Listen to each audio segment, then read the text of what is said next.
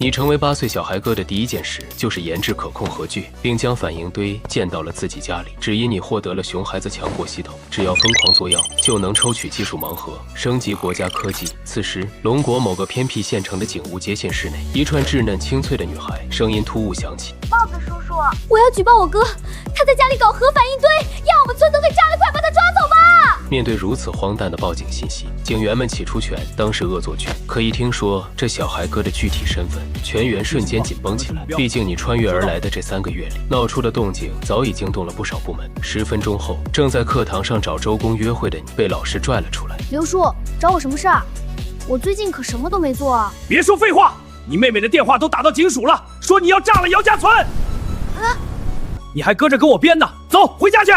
赶紧把你弄的那危险物品给我拆了！一听说又是自家亲妹在大义灭亲，你顿时一手抚额。好家伙，真是家贼难防，千算万算没防住这小丫头骗子。早知道绝对不带她去实验室显摆，这下全完了。辛苦弄出的聚变堆还是要彻底露馅了。叔叔，我不是故意的，请您原谅。面对刘书恒那张严肃的脸，你赶忙陪笑解释。新宇，你最近有没有干什么不该干的事儿？刘叔，哪能呢？我上次也是不小心弄出来的，没想到威力那么大，早不干那事儿了。跟我套近乎，你搞的事儿还少吗？我没有。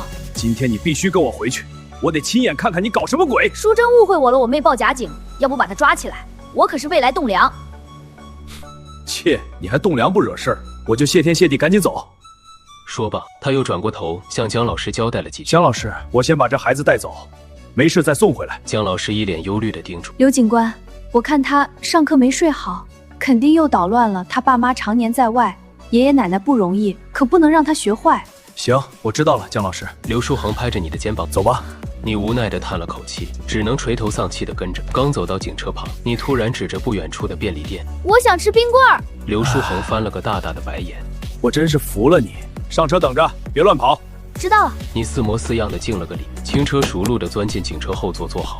趁着空档，你迅速翻出手机，忙打了一串指令发送出去，随后装作若无其事地收好手机。车门拉开，刘书恒递过来一支冷饮、老冰棍。鬼鬼祟祟的干什么？手机给我拿来。就给我爸妈发个消息，没必要吧？少来这套，我当帽子叔叔这么多年，你那点小动作我看得清，拿来。你只能乖乖交出设备。所幸刘书恒并没看出端倪，顺手将其揣进自己兜里。小小年纪不学好手机我先收着，上学不准带，听到没？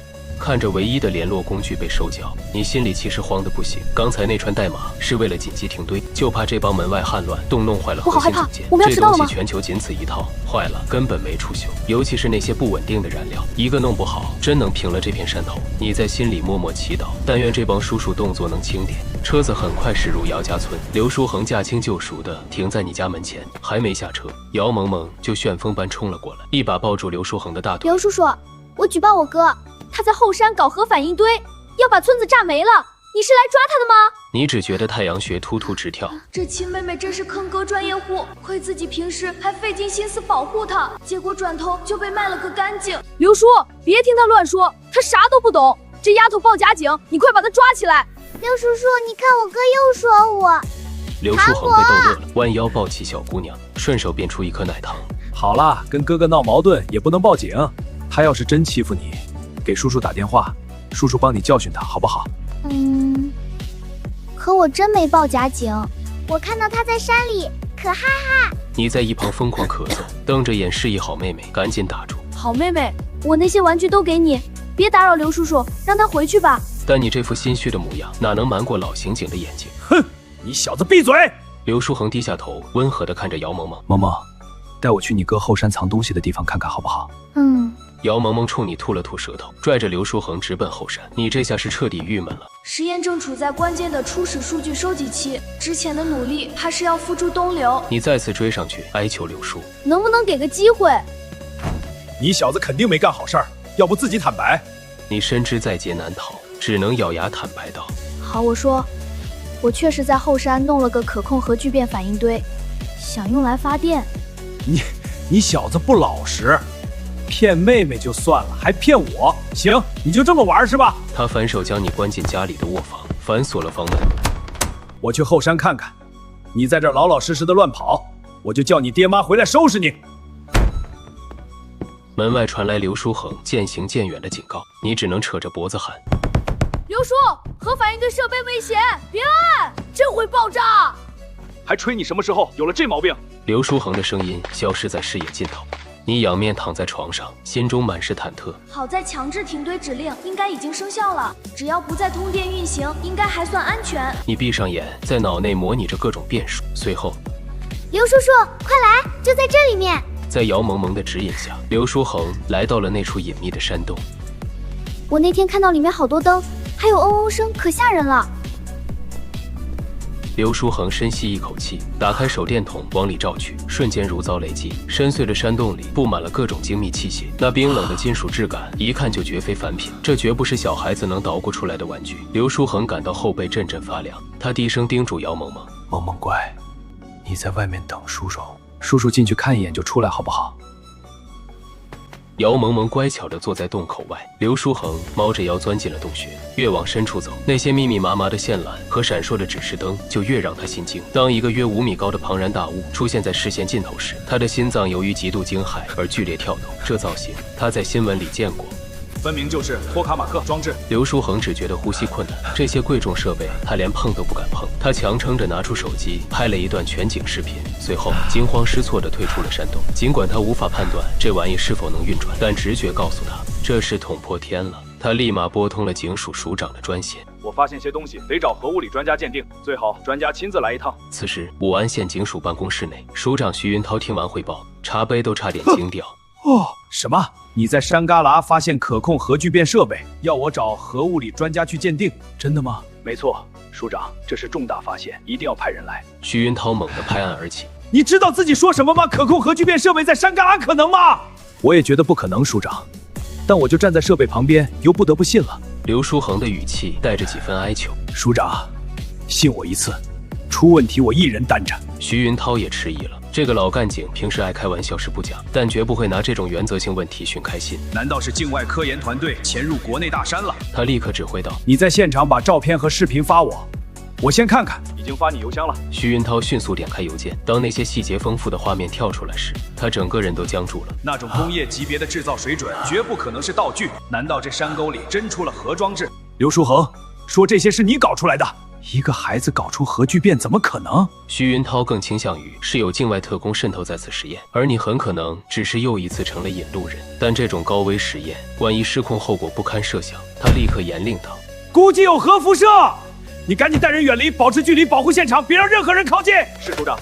我马上把视频和照片发相关单位，带专业设备去查看辐射，看好那孩子，他身上有重要线索。是署长。电话切断，徐云涛片刻不敢耽误。喂，我是徐云涛。帮我联系省警司司长办公室，我有重要情报汇报。没过多久，徐云涛满脸冷汗地挂断电话。几人3组跟我走。众人一头雾水的起身。署长，什么行动？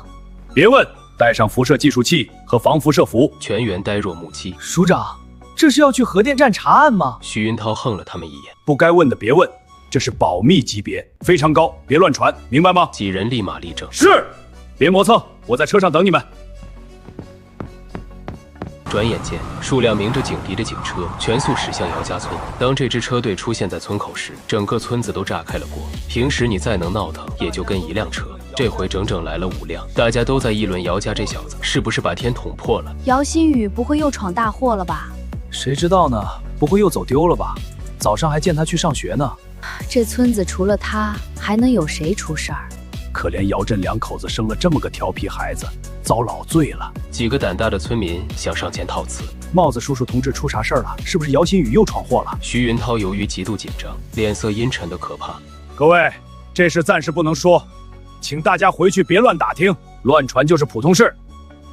你们去姚新宇家把他带上，保护好。徐云涛交代完，直接指挥属下，别出问题。是出来了。几个干警立刻直奔你家。徐云涛看向那座毫不起眼的小山头，一行人全副武装的朝后山挺进。村民们在远处指指点点。坏了，这小子不会又犯啥事儿了吧？不好说。来这么多人，怕是惹大麻烦了。哎，这孩子咋这么能折腾，连问都不让问？怕是真麻烦。众人议论声中，你被几个神色紧绷的警员请上了车。徐云涛一行人登上山腰，刘书恒早已等在那里。署长，你们可算来了。赶紧查查。徐云涛看着那漆黑的洞口，立刻下令：带上装备，附近测一下，其他人封锁。这里是一行人忙碌开来。徐云涛亲自拿着盖级计数器检测，数值却极其正常。他和刘书恒都面露狐疑。刘书恒急忙辩白：我在里面真看到核反应堆了，可能是现在没工作。徐云涛目光冰冷：我都汇报到省警司了，要是假的，你知道后果吧？刘书恒只觉得口干舌燥。署长，我准备好写材料了。与此同时，穿戴好潜伏的干警提着仪器钻进洞内，随即惊叫声响彻洞穴。确实是精密设备，看着很先进。天哪，这不会就是托卡马克装置吧？与此同时，新月省省警司司长办公室内，孟怀安正盯着电脑屏幕上的那些画面，心脏砰砰直跳。难道真是境外势力在境内秘密搭建了实验室？他们图什么？放眼望去，龙国的科技水平尚在追赶，核聚变这种顶级技术，连英江那样的霸主也还处在摸索阶段。这照片里的装置居然如此完整精巧，这说明背后的团队简直强得逆天。孟怀安深知事关重大，绝不能走漏风声。他立刻起身招来秘书，去一趟省物理研究所。好的，司长。秘书一脸茫然，不知道怎么突然要去学术机构。车子飞速驶向目的地。这研究所所在的物理学院，在全国核物理界地位非凡，全靠陈安邦院士坐镇。这位老爷子可是龙国第一代核电站的功勋元老，绝对的泰斗级存在。到了地方，孟怀安带着绝密资料直奔研究大楼。此刻，陈安邦院士正伏案研究2代核电站的改进方案，那是目前龙国能源转型的重中之重。若能成功，电力输出效率将提升30%以上。孟怀安礼貌地敲了敲门，听到回应后，快步入内。陈院士，你好，我是省警司孟怀安。陈安邦摘下眼镜，有些迟疑地看着来人。你之前给我打过电话对吧？有什么事儿？我想请您帮忙鉴定一下。这些设备到底是什么？陈安邦有些惊讶，鉴定设备这种事居然惊动了司长亲自跑一趟。他接过笔记本电脑，原本以为只是某种普通的机械。孟怀安站在一旁，手心里全是汗。如果陈院士确定那是真家伙，这事儿就得升级到国家安全级别了。陈安邦盯着第一张照片就愣住了。有没有更清晰的版本？有，在第2个文件夹。随着文件夹的打开，徐云涛亲自拍摄的高清图像呈现出来。陈安邦的面色从疑惑转为凝重，最后变成了彻头彻尾的惊骇。良久，孟怀安才低声询问：陈院士，这是什么设备？陈安邦缓缓放下放大镜，声音由于过度激动而有些颤抖。这就是大名鼎鼎的托卡马克装置，是核聚变反应堆啊！这是真的没错，而且是个微型核反应堆。老院士连连感叹，没想到国外技术都这么好啊！咱们龙国得加快步伐啊！说着说着，他突然反应过来，不对呀，这些照片按说该是安全局那边给我，怎么是你们警司拿过来的？孟怀安苦笑着吐露实情。陈院士，不瞒您，这些照片是在咱龙国境内拍的。陈安邦拍案而起，在境内哪里拍的？由于过度震惊，老花镜都歪了。就在咱省的一个小山村里，现在相关人员已经被控制住了，不过这设备我们还不能确定。所以话音未落，老院士已经急不可耐地起身。我要和你们一起去。那太好了，我正想请陈院士您帮忙去看看。如果真是可控核聚变，这事儿恐怕得安全局记了。没错，只是我有个疑点，境外势力为什么在龙国境内制作可控核聚变反应堆呢？西方列强都还没有啊，这我也不明白，只能慢慢调查了。事不宜迟，马上行动。说完，陈安邦火速联络了手下几位资深教授组成的顶级专家组，一同前往。这帮老学究听说要去目睹真正的可控核聚变，一个个都惊掉了下巴。毕竟核裂变反应堆的瓶颈还没彻底突破，竟然有人声称搞出了更高级的可控核聚变，这听起来简直像是天方夜谭。倘若这项技术真的能够收归国有，那么龙国在核物理工程领域必将实现史诗级的跨越，一举抹平与西方列强之间那道鸿沟般的科技代差。众人疾驰在路上，百无聊赖间，有人冷不丁问了一句：对了，是谁发现的这个可控核聚变反应堆？孟怀安面色古怪的随口答道：是当地村子的一个小学生。全车人听罢，皆陷入了死一般的沉寂。小学生，那些神通广大的外国势力未免也太掉以轻心了，居然能被一个小毛孩子轻易识破行踪。几个小时后，一行人风尘仆仆地赶到了武安县警署。此时的署长办公室内，由于你实在太年幼，并没有被带去那冰冷的审讯室，这里的布置你已经轻车熟路了。你大拉拉地陷在那个宽大的沙发椅里，面前的茶几上摆满了各式解馋零食和你点名要的冰镇可乐。徐云涛在对面问了你半晌，只觉得大脑缺氧，血压升高。他甚至觉得你这小家伙的嘴壳子比那些穷凶极恶的罪犯还要难瞧。他头疼欲裂地揉着太阳穴盯着你。我再问最后一遍，那可空和聚变反应堆，你到底是怎么发现的？你仰头猛灌了一口冰爽的可乐，顺势打了个响亮的饱嗝，说：“不是发现，是发明。”徐云涛一掌捂住脑门，感觉自己随时可能被你气得原地升天。他强压着胸腔里乱窜的火气，咬着后槽牙问：“你发明的？你可真厉害！那你跟我讲讲，你这可控和聚变反应堆都用到了什么技术？”徐云涛压根就没指望你能答上来，在他眼里，你这纯属是仗着年纪小胡言乱语。这种动辄需要举国之力、无数科研精英呕心沥血才能攻克的尖端科技，哪是一个小学生能玩转的？你却淡定地拍了拍手上的残渣，开口说道：“这个小型可控和聚变反应堆用到了磁优束技术，采用托卡马克装置，约束高温离子体加热技术，用的是等离子加热。通过射缝方式，利用低杂流离子回旋射频波导将等离子体加热到1度级别。材料方面用的是超导磁体技术和超耐高温材料。”你这一通输出专业且老练，直接把徐云涛听成了闻香眼。而此时，恰好赶到门口的陈安邦和一众专家更是如遭雷击，一个个把眼睛瞪得像铜铃。老陈，这孩子好像真会啊！陈安邦再也按捺不住心中的惊骇，猛地推开房门，沉重的木门撞在墙壁上，发出砰的一声巨响。还在等着你下文的徐云涛被这动静惊得浑身一哆嗦，指缝里的钢笔险些飞出去。你们这是？徐云涛一脸懵地扫视着这群不速之客，目光最后定格在人群中央。孟怀安大步流星地从专家堆里走出来，那双锐利如笋的眼睛死死锁定了蜷在角落里的你。此时的你正盘腿坐在地板上，两只小手正忙着往嘴里塞干脆面，碎末粘得满脸都是。这就是发现可控核聚变反应堆的孩子。孟怀安的声音里透着一股深深的怀疑与不可思议。徐云涛赶忙起身，立正敬礼叨叨：“司长，就是他。”孟怀安蹲下身来，换上一副尽量慈祥的长辈面孔问：“小朋友，你告诉爷爷你今年多大了？”你慢条斯理地咽下最后一口干脆面，又顺手在衣服上蹭了蹭指尖的调料粉，才抬起小脸答道：“11岁。”刚才听你谈论核物理工程，头头是道，平时很喜欢研究这个。还行。孟怀安与身后的专家们面面相觑，眼神中满是复杂的情绪。陈安邦迫不及待地挤到最前面，那双藏在老花镜后的眼睛里满是灼热的探究欲。小朋友，你刚才提到的那些技术参数是从哪儿学来的？你定睛瞧了瞧眼前这位老者，一眼就认出了这位经常出现在顶级科学周刊封面上的泰斗级人物。您是陈安邦院士？陈安邦老脸一红，继而心中大震。在这个孩子们大多只认得娱乐鲜肉的年代，居然有个11岁的偏远县城小孩能一口叫出他的名字。他与身后的众人对视一眼，不仅觉得难以置信，内心深处甚至还涌起了一股说不清道不明的感动。陈安邦深吸一口气，平复着起伏的心绪后，看向身旁的一众同行：“你们都先出去吧，这么多人围着，别把孩子吓坏了。”待到办公室内重归宁静，陈安邦才缓缓坐到你的正对面。既然你认识我，能不能跟伯伯说句实话？这些超前的技术到底是从哪儿钻出来的？你随手将零食袋搁在一旁，那双如墨玉般深邃的眸子平静地注视着陈安邦。说出来您可能不信，但说无妨。陈安邦露出鼓励的微笑。这些东西都是我做梦梦见的。看。陈安邦没防备，竟被自己的唾沫给呛了个半死，一张老脸憋得通红。这理由在他看来简直荒诞到了极点，你只能无可奈何地摊开两只小手。看吧，我就说您肯定不会信。陈安邦揉捏着发胀的穴位，回忆起刚才在门外听到的那些严谨术语，断定这绝非一个孩童能随口编出来的胡话。他随手从本子上扯下一张白纸，运笔如飞地列出了几道物理难题。这样吧，只要你能把这几道题解出来，伯伯就信你。要是解出来了呢？那我就承认你是从梦里学来的顶级科学。陈安邦半带调侃的回应。成交。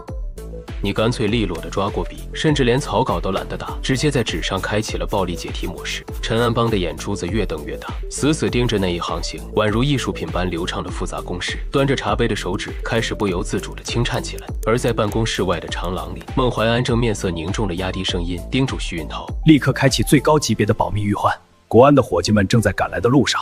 这件事涉及国运，消息绝不能外泄半分。徐云涛自然清楚此中利害。孟婷放心，目前知情范围极其有限，案发现场也已被我带人死死封锁了。那就好。此时，一众核物理专家正紧贴在窗户缝上往里窥视，神情焦灼万分。这小鬼难道真在做题？看那架势不像演的啊！这真的是个11岁的娃，简直滑天下之大稽。我11岁还在地里抓圈圈呢，人家都开始攻克世界难题了。我还是持有保留意见，他毕竟才11岁啊，心智真的能承载这种级别的知识量吗？就在这时，一名教授突然看向徐云涛。徐署长，这孩子的底细摸清楚了吗？徐云涛满脸写着复杂与无奈。早就调查的底调了，这就是他的详细档案。说罢，他将一叠厚实的资料递了过去，众人迫不及待地翻阅起来。紧接着，便响起了一阵倒吸凉气的声音。原本档案里显示的家庭成员大多是务农或打工的平凡百姓，可后面的厚厚一沓个人履历却精彩得让人怀疑人生。看到那些惊人的记录时，专家们大眼瞪小眼，满脸写着匪夷所思。徐署长，你这卷宗是不是装错了？怎么全是些翻天覆地的调皮事儿？好家伙，去年这孩子居然还破获了一桩跨省命案，甚至亲手把首犯给抓住了，太离谱了！徐云涛略显心累地点了点头，叹道：“实话告诉各位，这小祖宗在咱们这一代早就名震四方了，卷宗上写的没一件是虚构的。”众人相视无言，满脸惊愕。可他脑袋里装的物理知识未免太惊人了，一个到处捣蛋的顽童，居然能秒杀咱们这些老教授的专业难题啊！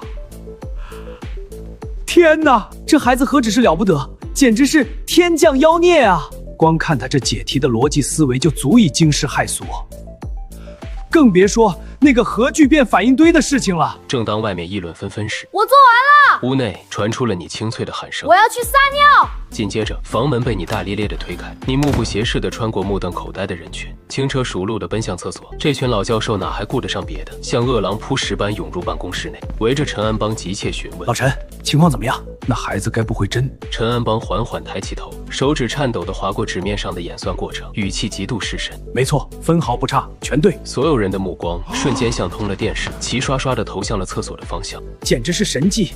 难不成那东西真是出自一个孩子之手？陈安邦豁然起身，当即断下结论：不管怎样，我们必须立刻启程赶往现场。我得亲眼见识见识那个反应堆，确认它是否真的具备运行条件。众人火急火燎地开始整备物资，准备出发。就在这时，厕所里飘出了你慢悠悠的警告声：现在去也没用，我已经开启了远程控制锁，强制开启的话，那玩意儿可是会触发自毁程序的。燕京市某间保密权限极高的会议室内，气氛压抑到了极致。几位身着军装的大佬先后入座，会议只进行了简短的开场，便有技术人员播放了一条短片。短片里是情报部门截获的绝密消息：鹰将已经正式启动可控核聚变试验。2分钟后，短片播放结束，整个会议室的气氛变得更加压抑。没想到鹰将的科技水平远比我们想象的更加强大，我们跟他之间的差距更大了。之前为了搞核裂变发电站，耗费了无数人力物力，原本以为可以缩短和鹰江之间的科技差距，现在看来好像我们想的太简单了。鹰江甚至已经不满足于核裂变发电站，开始进行可控核聚变实验了。这个项目一旦成功，鹰江将会彻底的垄断整个世界的电力能源，这对我们来说是极为不利。他们心里都清楚，这则级别的情报根本不可能意外截获，唯一的可能性便是鹰将主动透露出来的。他们放出这条消息，就是为了把龙国也拉下水。这是一个阳谋，明明白白告诉龙国，若是不搞可控核聚变技术，将来世界的电力霸主地位就只能由鹰将书写。既然鹰将可以搞，那么我们也要搞，而且要搞得比他们还要好。我宣布正式成立可控核聚变研究小组，一定要抢在鹰江之前把可控核聚变技术给拿下。此话一出，在场所有人都面面相觑，眼神里写满了复杂的情绪。他们都知道这个任务到底有多艰巨，可即便前路千难万险，也没有任何人退缩。会议室里所有人齐刷刷站起身。会议结束后，众人开始商议研究小组的人员任命，最终敲定由孟正海担任可控核聚变小组组长。孟正海曾经亲自参与指挥过核裂变反应堆的实验项目，对这项工程有着极为深刻的了解。他没有丝毫推辞，当场起身立下军令状：首长放心，我保证完成任务。孟正海马不停蹄，开始组建研究小组的成员。几通电话打出去，小组的成员就凑齐了778。可最后还有一个最重要的人必须联系，那就是陈安邦院士。他是亲自带队参与龙国第1座核电站建设的功臣，更是国内核物理学界的泰山北斗。这项研究绝对不能少了他。孟正海立刻拿出手机，在电话簿里翻到了陈安邦的联系方式，电话拨过去，却被直接挂断。孟正海皱紧了眉头，心里犯嘀咕：老陈，这是什么情况？连我的电话都敢挂？他不死心，又拨了一次电话。对不起，结果听筒里传来了提示音：您所拨打的电话已关机。孟正海直接懵了，心里直挠头。我是哪里得罪他了吗？现在我的小组就差他这一个核心人物，他居然连电话都不接，还直接关机了。孟正海立刻把电话打给了陈安邦的助理，电话刚一接通，他就忍不住开始抱怨：陈安邦呢？他到底什么意思？我的电话不接就算了，还直接关机。他到底在干什么？孟老，你先别着急，陈院士现在正在外地，我现在有天大的事儿要找他，缺了他根本不行。据说是帮人鉴定可控核聚变设施了。孟正海听到这话，整个人都傻了，一度以为自己听错了，反复确认：鉴定可控核聚变设施？你确定自己没说错吗？孟老，我没说错。陈院士走的时候就是这么跟我说的，还说这件事不能对外说，您该不会乱传吧？孟正海一脸黑线，心里只觉得离谱，他还担心自己乱传，现在他满脑子都是疑问。英江的可控核聚变设施什么时候轮得到一个龙国科学家去鉴定了？英江怎么可能让龙国科学家接触他们的最新技术？一个可怕的念头突然在孟正海的脑海里冒了出来。这老陈不会是要投奔英江，给他们做贡献去了吧？想到这，孟正海的脸色瞬间阴沉下来，厉声追问：陈安邦去什么地方了？机票是什么时间的？没坐飞机，开车去的。孟正海直接人傻了，开车去英江？这怎么可能？他到底去了什么地方？新月省武安县姚家村。孟正海听到这话，瞬间松了一大口气。原来不是出国啊！你说他去鉴定可控核聚变设施，去村子里鉴定？他又反应过来，连忙追问：对呀，他就是这么说的。什么鬼？山村里能搞出可控核聚变？孟正海只觉得自己的脑子一片混乱，这简直是天方夜谭。姚家村后山，陈安邦带着专家组和军方人员穿过崎岖的山路，拨开茂密的灌木丛，终于抵达了那个隐秘的山洞。洞口被藤蔓和杂草遮得严严实实，若不是带路的少年，根本没人能发现这里面别有洞天。到了。说话的少年正是姚星宇，他拍了拍手上的泥土，语气轻松的像是带人参观自家后院的小菜园。陈安邦皱着眉，刚想开口问什么，可踏入洞内的瞬间，他的瞳孔骤然收缩，整个人直接僵在了原地。山洞里赫然矗立着一座小型可控核聚变反应堆，银白色的装置在昏暗的山洞里泛着冰冷的金属光泽，精密的结构，复杂的管道，还有不停闪烁的仪表盘，每一处细节都在昭示着这东西是真实存在的，不是什么模型道具。陈安邦的呼吸几乎停滞，双腿不受控制地向前迈去，指尖颤抖着触碰反应堆的外壳，冰冷的金属触感清晰地传来，告诉他这一切都不是幻觉。这怎么可能？他喃喃自语，这怎么可能？声音干涩的像是被砂纸磨过一样。他身后的专家组成员也集体失声，有人甚至下意识揉了揉自己的眼睛，怀疑自己是不是在做梦。可控核聚变技术，那是鹰将都还在摸索的顶尖技术，是能改变整个世界的终极能源，竟然出现在了这个偏僻山村的山洞里。陈老，这真的是可控核聚变吗？陈安邦没有回答，他的目光死死盯着反应堆的核心区域，那里正处于稳定的待机状态。之前的能量输出记录虽然短暂，却真实的无可辩驳。陈安邦的大脑飞速运转，心跳快得像是要擂鼓。他心里无比清楚，如果这一切是真的，龙国的能源格局、科技地位、国际话语权，所有的一切都会从今天起被彻底改写。就在这时，他的手机突然响了，刺耳的铃声在寂静的山洞里显得格外突兀。陈安邦烦躁地掏出手机，屏幕上显示着孟正海院士几个字。他犹豫了一瞬，直接按下了拒接键，甚至干脆把手机关了机。在他心里，现在没有任何事情比眼前这座可控核聚变反应堆更重要。他深吸一口气，努力让自己的声音不那么颤抖。星宇，这真的是你一个人做出来的？不然呢？村里人又不懂这个。那能给我们演示一下吗？可以，但是我需要准备一下。说完，他轻车熟路地走到控制台前，手指在键盘上飞速敲击，熟练地调出了操作界面。那动作流畅的根本不像一个孩子，反倒像沉浸此道多年的资深工程师。随着他的操作，反应堆发出了低沉的嗡鸣，屏幕上的能量输出曲线开始稳步攀升。在场所有人都屏住了呼吸，眼睛一眨不眨地盯着仪表盘，连大气都不敢喘一口。姚星宇按下最后一个按键，启动。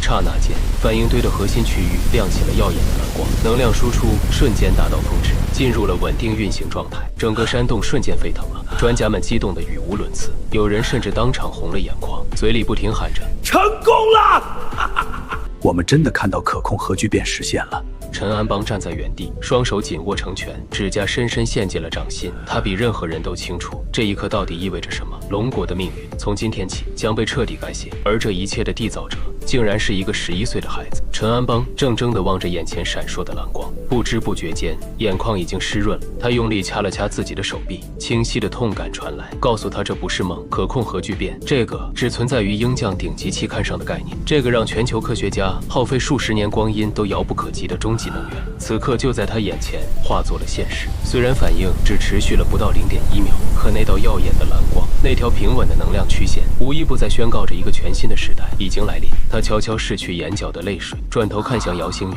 而姚星宇正打着哈欠，漫不经心地说：“其实还能更持久，可惜后面的技术我还没梦到。”陈安邦嘴角抽搐，一时之间竟不知道该说什么。就在这时，孟怀安的手机突然响了，他接起电话说了几句：“老陈，孟院士的电话。”神色复杂地看向陈安邦说。陈安邦刚接过手机，就听到那头传来孟正海暴跳如雷的吼声：“陈安邦，你敢挂我电话？2吨茅台，少一滴，咱俩就有劲。”老孟，实在抱歉，刚才情况特殊，跑去参加什么山寨学术会议就叫特殊。部委刚批下来的可控核聚变项目组，你要是不想参加就直说。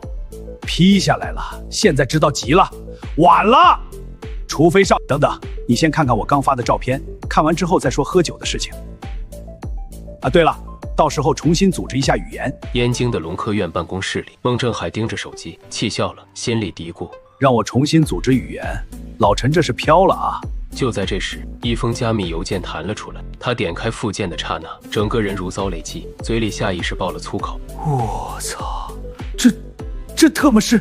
照片上，一台精密的托卡马克装置在昏暗的山洞里泛着冷光，旁边的磁约束能量记录仪、3光山光谱仪等专业设备一应俱全。最让他震惊的是监控屏幕上那条完美的能量曲线，那分明是一次成功的核聚变反应。孟正海看着照片，手指不自觉地开始颤抖，嘴里喃喃自语：这些设备背景怎么像是个山洞？他立刻把电话回拨了过去，声音都在发颤：老陈，这些设备是真的，你们真的实现了可控核聚变？千真万确，反应时间0.035秒，温度8000万度，所有参数都正常。听着那一连串梦寐以求的数据，孟正海只觉得天旋地转。可更让他崩溃的是陈安邦接下来的话，他连忙追问：这些设备为什么会在山洞里？因为发明者就住这儿。发明者？哇，哪位院士？我怎么不知道？不是院士，是个小学生。孟正海听到这话，整个人直接傻了。他感觉自己今天一天受到的震惊，比过去1年加起来都要多。小学生、可控核聚变装置、山洞，这几个完全风马牛不相及的词，竟然被硬生生凑到了一起。他反复确认：不是，这你确定吗？是这个小学生自己说的，不过我们已经通知了国安的同志，估计很快就会开始调查了。孟正海颤着声音问：多大神通啊？长达10秒的沉默过后，孟正海突然爆发，对着电话大吼：啊，怎么可能？这不可能！你确定吗？天哪！给我地址，现在，立刻，马上！新月省武安县姚家村。孟正海嘴里念叨着：新月省武安县姚家村，还真特么是个村子。订机票，不，直接申请专机快！挂断电话，这位年过60旬的院士像个追星的少年一样冲出了办公室。夜幕很快降临，姚家村的后山随着最后一缕夕阳沉入山脊，整个村子突然被刺耳的警笛声惊醒，数十辆军车呼啸而至，全副武装的士兵迅速拉起了警戒线，将整个后山围得水泄不通。村口的土路上，红蓝警灯不停闪烁，直升机在低空盘旋，探照灯将整个后山照得亮如白昼。村民们纷纷推开窗户，满脸惊恐地张望，议论纷纷说：听说是老姚家那个捣蛋鬼闯祸了。下午还看见他被一群穿制服的人带走了。又是姚星宇这个混世魔王，上一次还是警署，这一次直接惊动军队了。做什么妖能把军队给出动啊？这本事也太大，老姚家彻底要完了。是啊，太不可思议了。哎，摊上这么个孩子，这下彻底完了。消息像野火一样在村子里蔓延。到了晚饭时分，已经传出了10几个版本。有人说姚星宇偷了国家机密，有人说他炸了后山，还有人说他杀了人被通缉了。最离谱的说法是说这孩子其实是敌国间谍，从小潜伏在村里，现在终于暴露了。老头子，快去找村长。好，我这就去。姚星宇家的院子里，爷爷奶奶急得直跺脚，奶奶抹着眼泪，一直盯着后山闪烁的警灯。星宇就算再皮，也不可能杀人呐。一旁的姚萌萌也没想到，自己只是打了个报警电话告状，竟然把哥哥坑到了这个地步。她哇的一声就哭了出来。我要哥哥！我没想到他会被抓起来的，爷爷救救哥哥吧！我再也不打电话报警抓他了。姚老爷子心疼地抱起孙女安抚。郑海，你要当心啊！我到后山看一眼，星宇绝对不可能杀人。你别听村里那些碎嘴乱说。他把孙女放在地上，让她在家陪着奶奶，自己快步朝着后山走去。可刚到地方，就被持枪的武警拦了下来。老人家，后山现在是军事禁区，我有急事必须过去，放开我！我去找我孙子，他就在后山。你们把我孙子弄哪儿去了？他不可能杀人的。姚老哥，你别急，星宇是立了大功，国家要表彰他呢。姚老爷子直接愣住了。什么？国家要表彰他？他不敢相信自己的耳朵，看着远处的警灯和直升机，整个人都懵了。孟怀安掏出自己的证件说：“我是省警署的，您孙子发明了不得了的科技，现在省里的科研组正在确认，你就安心回家吧。”老爷子这才松了口气，可眼里还是满是困惑。他实在想不通，自家那个整天上房揭瓦的皮猴子，能发明什么了不得的东西？后山的临时指挥所里，你还告诉过谁？陈安邦正严肃地问姚星宇。我又不傻，三体里都说要锁死科技，我连爷爷奶奶都没告诉。陈安邦终于点了点头说：“那就好，你先回家休息，记住，这件事情不要告诉任何人，包括你的父母，懂吗？”知道知道。说着就忍不住打了个哈欠。他已经连续好几天没睡个好觉了，现在困得不行，只想赶紧回家睡觉。得到陈安邦的应允，姚星宇二话不说就朝着家的方向赶去。在几个武警的护送下，终于回到了家。刚一开门，爷爷奶奶就立刻冲了上来，你去哪儿了？上上下下把他打量了个遍。你到底干啥了？奶奶紧张地追问。真没杀人，就是帮国家做了点小发明，真的。不信的话，你们可以去问警察叔叔吗？他们知道了。说完，他又打了个哈欠，说自己好困，先去睡觉了。跟爷爷奶奶道了别，就上了楼。他走进房间，看着姚萌萌在床上睡得正香，小脸上还挂着2道泪痕，心里的火气瞬间全消了，小声嘀咕了一句：“漏风小棉袄。”打了个哈欠，就躺在自己的床上睡了过去。楼下，奶奶还是不放心，掏出老年手机，拨通了儿子姚振的电话。电话一接通，奶奶就带着哭腔说：“姚振啊，你儿子闯大祸了。”正在工地加班的姚振听到军警包围、警署、军队这些字眼，吓得手里的扳手直接掉在了地上。什么？军警把村子后面都包围了？我这就订票回家，看我不把他屁股打成8瓣！与此同时，一架军用专机划破了漆黑的夜空。机舱里，孟正海院士像热锅上的蚂蚁，把可控核聚变的初步分析报告翻了一遍又一遍。几个小时后，专机落地，他终于赶到了姚家村的后山。设备呢？孩子呢？姚星宇已经回家休息了。孟正海拔腿就要往村里跑，却被陈安邦一把拦住，说：“现在是凌晨3点，孩子早睡了。”孟正海脸上满是失望。设备在那个地方？对，就在里面。陈安邦带着他走进了后山的山洞，看到那些精密的设备，孟正海开心的差点跳起来，哈哈大笑说：“鹰将老要是知道咱们开局就在这领域领先了，不知道会是什么表情。这确定是咱们龙国自己的，千真万确！哈哈哈哈哈！在谁的地盘就是谁的，你说呢？你说的对。”两位院士相视一眼，不约而同的哈哈大笑起来。凌晨5点，天刚泛起鱼肚白，姚振就拖着行李箱冲进了姚家村的村口。他这一路星夜兼程，从工地到省城，从省城到县城，最后咬牙花了100块钱才赶回了家，身上还穿着工地上的工作服，满身水泥灰，眼睛里全是血丝。当他看到村口大路上停满的警车、军车，还有后山闪烁的探照灯，疲惫瞬间化成了滔天怒火。搞炸药、弄滑翔伞、抓杀人犯，现在连军警都惊动了。他冲进路边的杨树林，精挑细选，折了一根细长的树枝，在空中咻地抽出一道风声，恶狠狠地说：“今天不把你屁股抽开花，我跟你下！”姚家的小院里，姚星宇正打着哈欠刷牙，奶奶把热腾腾的玉米粥端上桌，忧心忡忡地看着窗外，跟老爷子说：“老头子，你说那些警察咋还没撤呢？等会儿我再去后山看看。”爷爷蹲在门槛上，吧嗒吧嗒抽着旱烟。话音未落，大门突然砰的一声被踹开，姚振一声炸雷般的怒吼响彻整个院子。姚希！姚星宇被吓得牙膏沫喷了一镜子，僵硬地转过头，就看到父亲像座黑铁塔似的堵在门口，手里的树枝还在簌簌发抖。爸，你听我解释。解释个屁！3天不打，上房揭瓦是吗？今天让你知道什么叫竹笋炒肉。姚振一个箭步冲上来，拎小鸡似的把儿子按在了膝盖上，树枝刚扬起来，屋外突然爆出一片厉喝：“不许动，放下武器！”7、8个武警从墙头、门后，甚至鸡窝里窜了出来，瞬间就把姚振按倒在地，黑洞洞的枪口直接顶上了他的脑门。奶奶手里的粥碗啪嚓一声摔得粉碎，姚老爷子连忙举起手大喊：“误会！都是误会！”孟怀安连忙冲了进来，身后跟着衣衫不整的陈安邦和孟正海，3个人都是一夜没睡，双眼布满血丝，神情紧张。他们围着姚星宇上下检查了一遍，确认他连根头发都没少，这才齐刷刷地长舒了一口气。同志，体罚孩子是违法的。我打我儿子犯哪门子法？这小混蛋天天作恶，现在都敢惊动军队了，再不收拾他！姚振同志，你儿子是功臣，可没有你说的那样作恶。他是个好孩子。院子里瞬间安静了下来，姚振张着嘴，呆呆地看着姚星宇，那个被他夹在胳肢窝里揍过无数次的小家伙，正冲他咧嘴笑，露出沾着牙膏沫的小虎牙。你是功臣？应该是吧，不过暂时还不能告诉你就是了。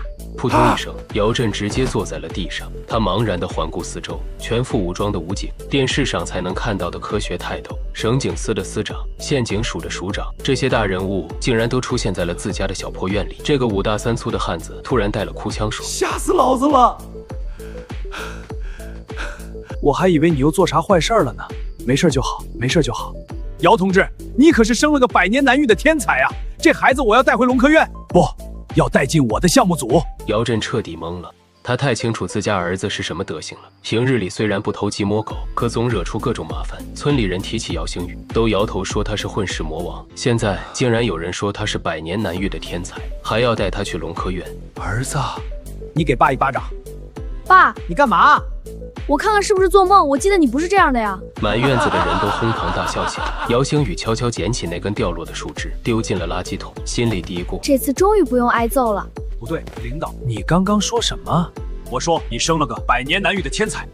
哎，不，我是说后面一句，你儿子很优秀，我想把他带回我的项目组，跟着我们一起搞研究。所有人都等着姚星宇的回答，大家都觉得这种所有人求都求不来的机会，姚振更是连忙催促：你这臭小子还犹豫啥呢？赶紧谢谢伯伯们啊！可让所有人都没想到的是，姚星宇竟然摇了摇头说：谢谢各位叔叔伯伯的好意，你们的好意我心领了。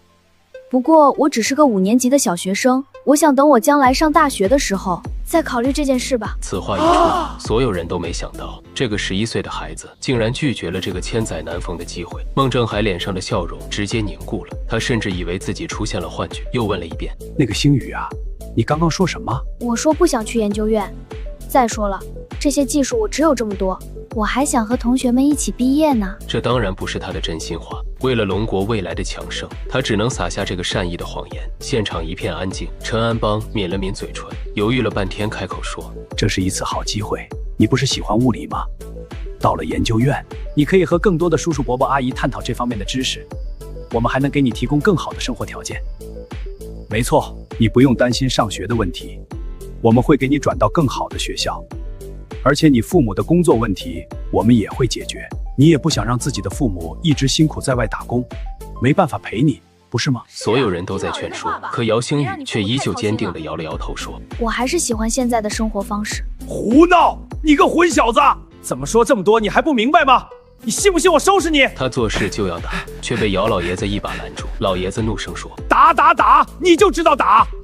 这么多年了，自家的孩子有多优秀你都没听见是吧？你要是敢动星宇一根指头，今天老头子我跟你拼了！姚振顿时耷拉下了脸，委屈着嘟囔：我就是吓唬他，多好的机会啊，浪费了太可惜了。看着众人一脸惋惜的样子，姚星宇忽然笑了说：都别这样嘛，说不定以后我做梦再梦到什么技术，到时候再告诉你们嘛。见事已至此，陈安邦碰了碰孟正海的胳膊。星宇是个有主见的孩子，我们就别强求他了，说不定他以后想明白了，咱们再把他接过去也行。孟正海只能点了点头，虽然满心惋惜，可也总不能真把人绑到燕京去。行吧，总之星宇你记住，龙科院的大门永远为你敞开。谢谢伯伯。星宇，你能带伯伯去看一看你的那些成果吗？当然没问题，不过等我刷了牙好吗？众人顿时哈哈大笑起来。简单吃过早饭之后，姚星宇带着众人再一次来到了后山的山洞。经过一番熟练的操作，耀眼的蓝光再次在山洞里绽放。核反应堆第二次成功运行，检测屏幕上的数据曲线，让孟正海真真切切见识到了什么叫做可控核聚变。孟正海不知不觉间红了眼眶，嘴里喃喃道：“多少年了，我们终于是赶超鹰将，走在他们的前列了，不容易啊！”一旁的徐云涛忍不住小声提醒：“孟院士，你看这些设备是不是要？”孟正海早就有这个想法了，这些设备关乎着龙国未来可控核聚变的命运，必须重视起来。放在这么一个山洞里，简直就是暴殄天物。星宇，伯伯跟你商量件事情。没问题，东西全部运走吧，反正我现在也用不到了。他心里清楚，自己现在没有多余的积分，解锁不了下一阶段的可控核聚变技术，不如先交给国家进行研究，等以后积分充足了，再把下一阶段的技术解锁送给国家。听到姚星宇这么说，所有人都松了口气，孟正海更是连连夸赞，笑得合不拢嘴。他当即拿出手机拨通了电话，对着电话那头下令：调集一个装甲营进行护送，按照特级绝密处理，沿途进行保护，封锁沿途所有的道路。当天晚上，武安县上演了一场前所未有的奇观，县城主干道两侧全部戒严，装甲车护送着10几台盖着帆布的运输车缓缓驶过，沿街的住户全部被要求临时撤离，公路上所有的监控设备全部关闭，天空中还有数架武装直升机来回巡逻。一时之间，整个武安县的人都在猜测到底发生了什么事情。可网上所有关于这件事的讨论视频全部被紧急下架，不允许任何人讨论这件事。国安局的临时指挥部内，300多名特勤人员正在对近1年的监控进行全面筛查，他们对姚星宇乃至全村人的手机通话记录和定位系统都进行了详细的调查。姚星宇去年1年唯一与外界的接触，就是玩游戏匹配到的鹰江玩家，把当时匹配到的所有玩家 IP 全部查出来。报告查到了，那并不是鹰江的玩家，而是通过刷机改变 IP 地址冒充的，实际是境内的一个小学学生。总指挥揉着发酸的太阳穴，心里嘀咕：他总不能是真的自己学会的吧？就在这时，又有特勤人员汇报：报告，经我们检查得知，姚星宇最近几年在县图书馆有借阅过相关的物理书籍。我就说他不可能是做梦梦到的，继续给我盯着他。领导，那他要做什么事情的话，我们要不要进行制止？不用，他做任何事情都不要制止，除非是危及生命的事情，我们只需要好好看着记录就行。是。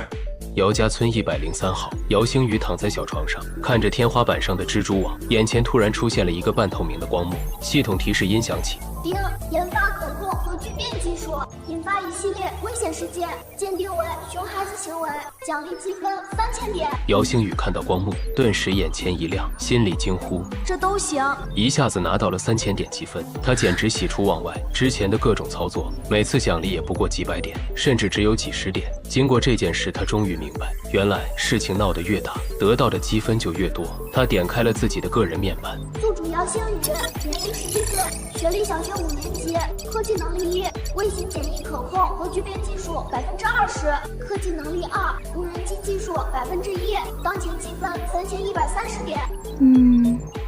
或许无人机技术也可以搞一搞了。他立刻开始对自己的科技能力进行加点，系统提示音再次响起：丁消耗1000点积分，开始提升无人机技术，无人机技术正在研发中。燕京龙科院可控核聚变项目组基地，前天才刚刚筹备的可控核聚变项目组场地已经批了下来。清晨7点的燕京还是有些冷飕飕的，但是接到通知的项目组全体成员却已经齐刷刷的来到了实验场地外，只不过每个人的脸上都写满了困惑和怀疑。你说上头通知的是什么意思？什么叫做跳过技术研究阶段？可控核聚变又不是种白菜，说种就能种出来。嘘，我觉得应该是拿到了鹰江的机密技术。啥？鹰江的机密技术？那估计代价不小吧？难道说是用了什么特殊手段？就在这时，远处一列列军车驶入基地，议论声戛然而止。在军车的护送之下，后方的几辆重型运载车，厚重的帆布之中，隐隐的可以看到一些精密设备的轮廓。最前排的军车上，孟正海从车窗里探出半截身子，冲着众人挥手。车子停了下来，他推开车门，跳下车子，满面红光地宣布道：我宣布，从现在开始，可控核聚变项目正式进入工程化实施阶段。顿时，现场一片哗然，不可能！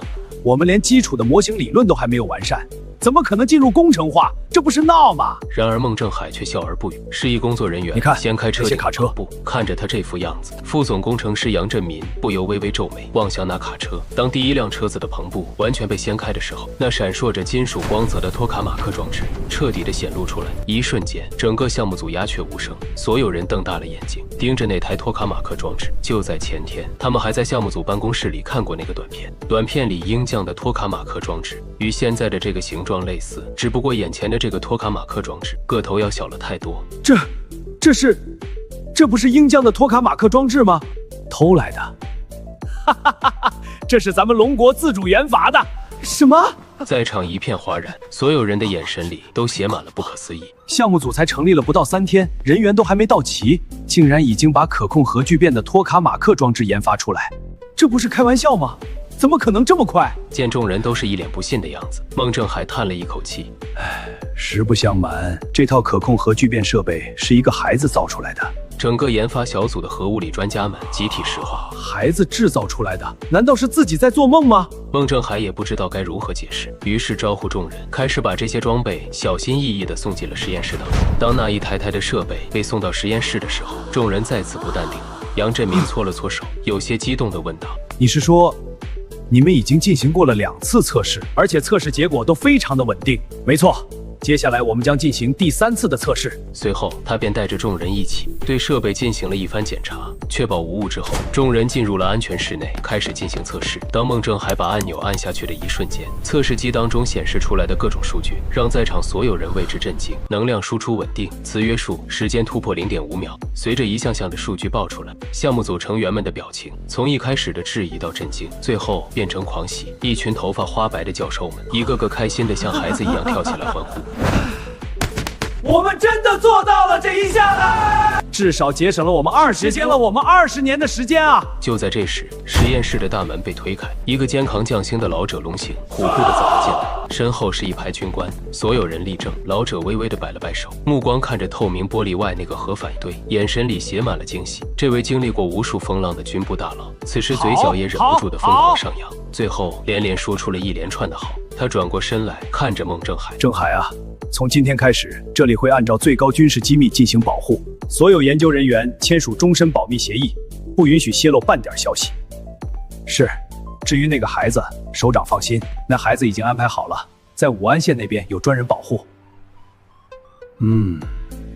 这可是未来不可多得的一个人才，一定是要好好培养。说完，他又忍不住地盯着那些复杂的数据列表，看了又看，脸上的笑容一直没能停下来过。原本他以为等自己参加这次的实验项目成果展示，至少要在10年以后，却不曾想这才过了3天，简直就离谱。然而天下就没有不透风的墙，消息还是不胫而走。大洋彼岸，鹰将的某记者忽然发表了一条评论：龙国武安县出现了大规模的军事调动，疑似与新能源技术有关。这条消息很快引起了鹰将某些情报机构的注意，而龙国这边也马上对此事进行了一系列的处理。而这个时候，战忽局的张举作又一次临危受命，在访谈当中对此次事件进行了解释。不要听那些鹰将老的胡乱猜测，在我们龙国调动兵力简直太正常不过了。实际上发生这种情况，一般来讲都是我们在测试一些新型武器，很可能弹道不准导致射偏。当然了，在测试的过程当中，为了保证安全，基本上战斗部都是会被拆除的，大家不用担心人员的安危。对了，说到新式武器的话，那我可就有话聊了。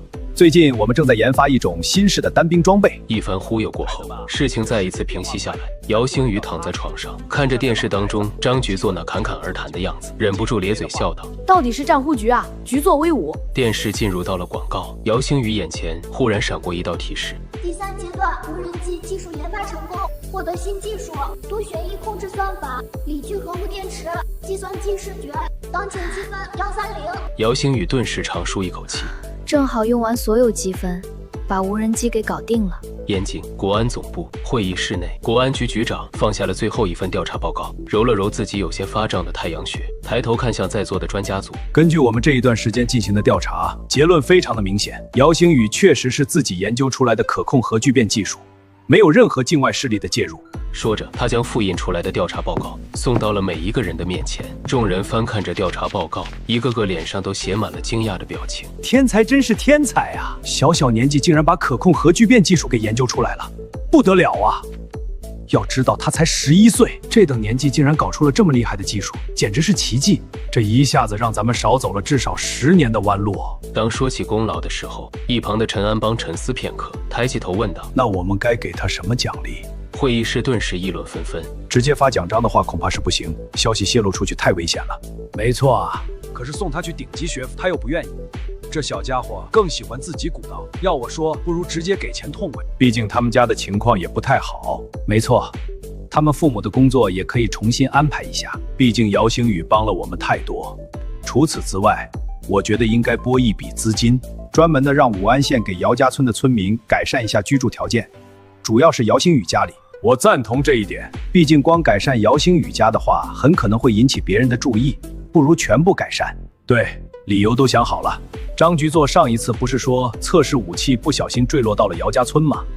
正好以此为理由对姚家村进行改善。最终众人达成一致，给姚星宇家庭奖励100万现金，当然名义是作为误伤补偿，理由嘛，自然是军方测试武器不小心把姚星宇给惊到了，所以才给的这笔补偿。至于他父母的工作安排，直接由当地政府专门给他们安排一个待遇好、要求低的岗位。除此之外，国家拨款8000万对姚家村进行改造。至于奖章以及公开表彰，只能是压下去，毕竟姚星宇现在还不适合公开出来。姚家村103号，姚星宇趴在床上，手指快速地在手机屏幕上滑动。很快，他便挑选了自己所需要的东西：制作微型电机的线圈组，以及铜丝和各种零件、碳纤维材料、高精度陀螺仪、聚合物电芯，这些东西都是用来制作无人机的。由于这个时代当中，无人机技术暂时还未起步，当前能够称作是无人机的东西，可能就是那些遥控飞机了。目前主流的还是有人机技术，各国也都在这一赛道当中疯狂的竞争。但是作为一个穿越者，姚星宇太明白无人机对于未来战场当中的重要性了。而就在他刚刚下单完成之后，国安局的监控室内，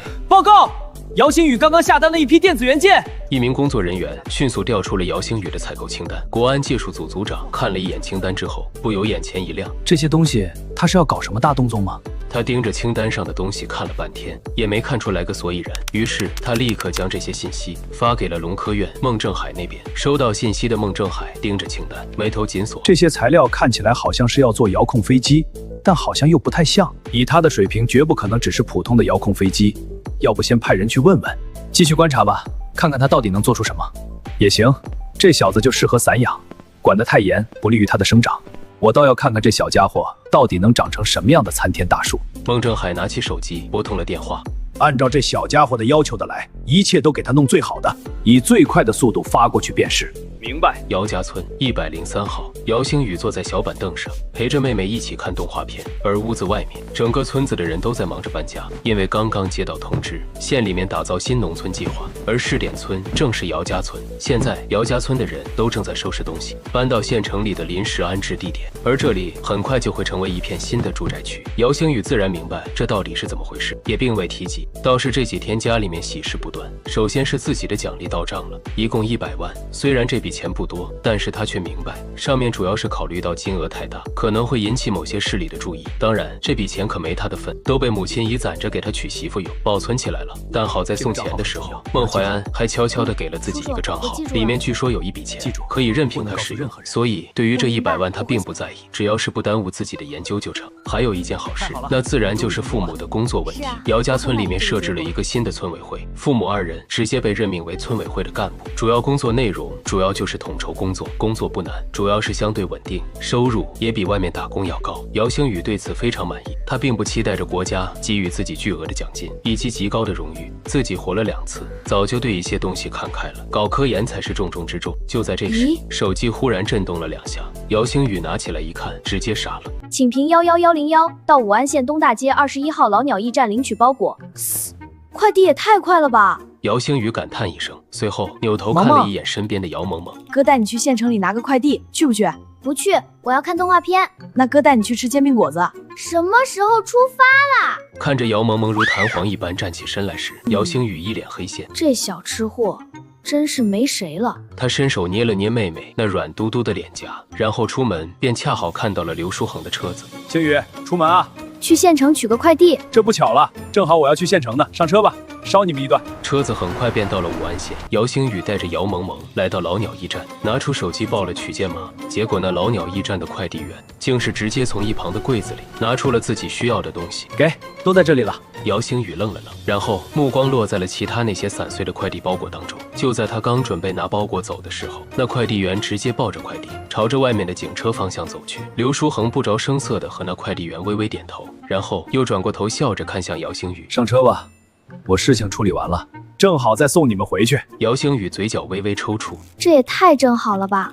可是你们演的有点太假了。这个时候，姚萌萌不干了，扯着姚星宇的衣角说道：“不行，你还要带我去吃煎饼果子呢。”姚星宇无奈地看了一眼刘书恒，对方则是哈哈一笑：“正好我也有点饿了呢，走吧。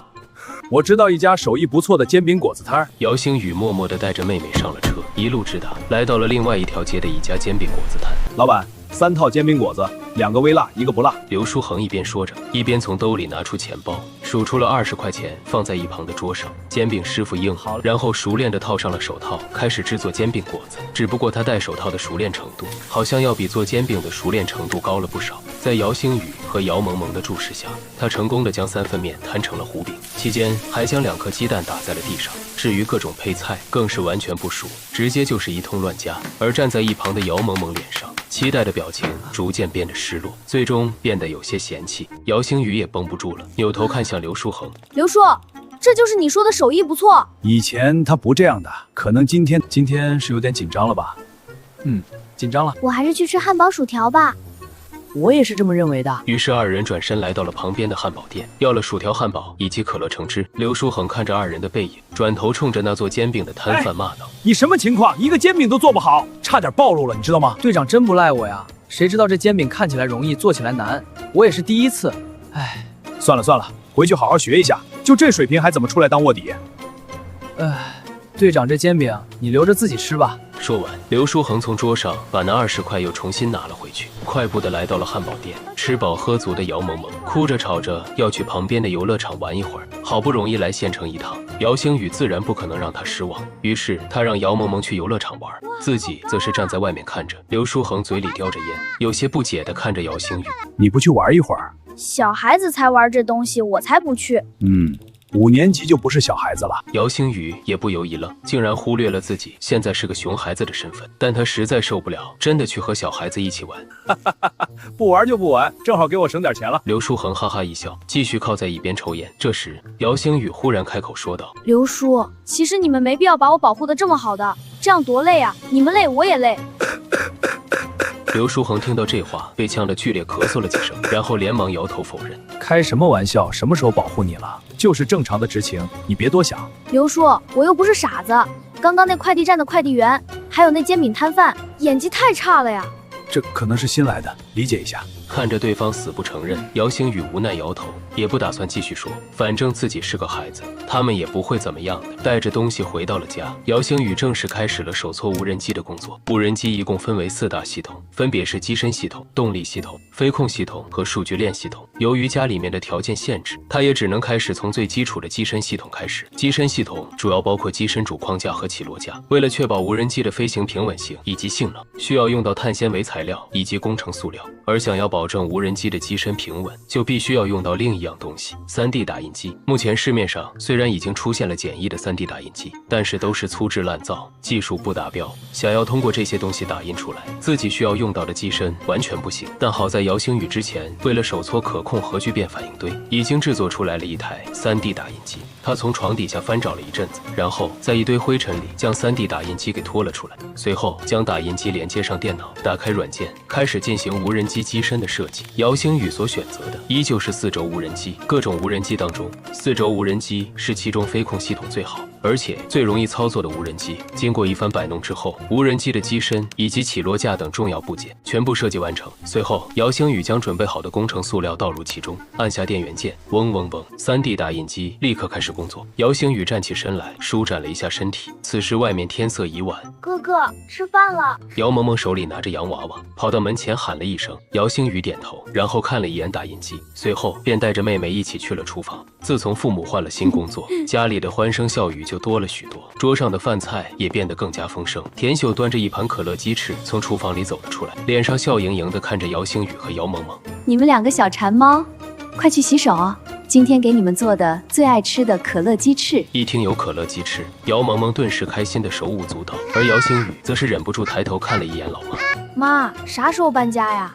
怎么不想搬家吗？想是想，就是问问时间。我有些事情还没有做完，刚刚从村委会回来，下周就轮到咱们家了。时间也够。你又在偷偷琢磨什么呢？告诉你臭小子，可不准再调皮了。哪能啊，我可是出了名的乖孩子。切，就你，赶紧去洗手。姚家村的搬迁工作还在进行着，而学校自然也没办法继续进行授课。但好在县里面已经全部安排好，让姚家村的村小所有学生先借用武安县第1小学的教室。而这几天正好就给他们村小的学生放了假，不用上课。村里的孩子们一个个欢天喜地的享受着最后的欢愉时光。星宇出来玩啦！屋外传来了王小虎的声音，他是姚星宇的同班同学。紧接着，其余几个同学的声音也纷纷传来。我们家今天下午就搬迁了，星宇再不出来玩就玩不了了。星宇啊，我从我爸那里弄了几套钓鱼竿，咱们今天去鱼塘钓鱼怎么样？快点啊，星宇！你爸妈都去村委了。然而正在房间里忙着制作无人机、无刷电机的姚星宇，却没有一丁点出去玩的意思。之前姚星宇为了刷积分，做了不少离谱的事情，被同村的孩子奉为孩子王。大家都想着能和姚星宇在一起玩，可姚星宇是个穿越者，他虽然只有11岁，但骨子里却是个成年人，和这些孩子一起作妖。说实话，自己都忍不住想教训他们。今天没时间，你们自己去吧。说话间，姚星宇已经将电机给做了出来。接通电源之后，电机立刻发出了高速转动的嗡嗡声。姚星宇立刻将电机固定在一旁的测速仪上，进行速度的测试。很快，测试结果出来了，每分钟3万转。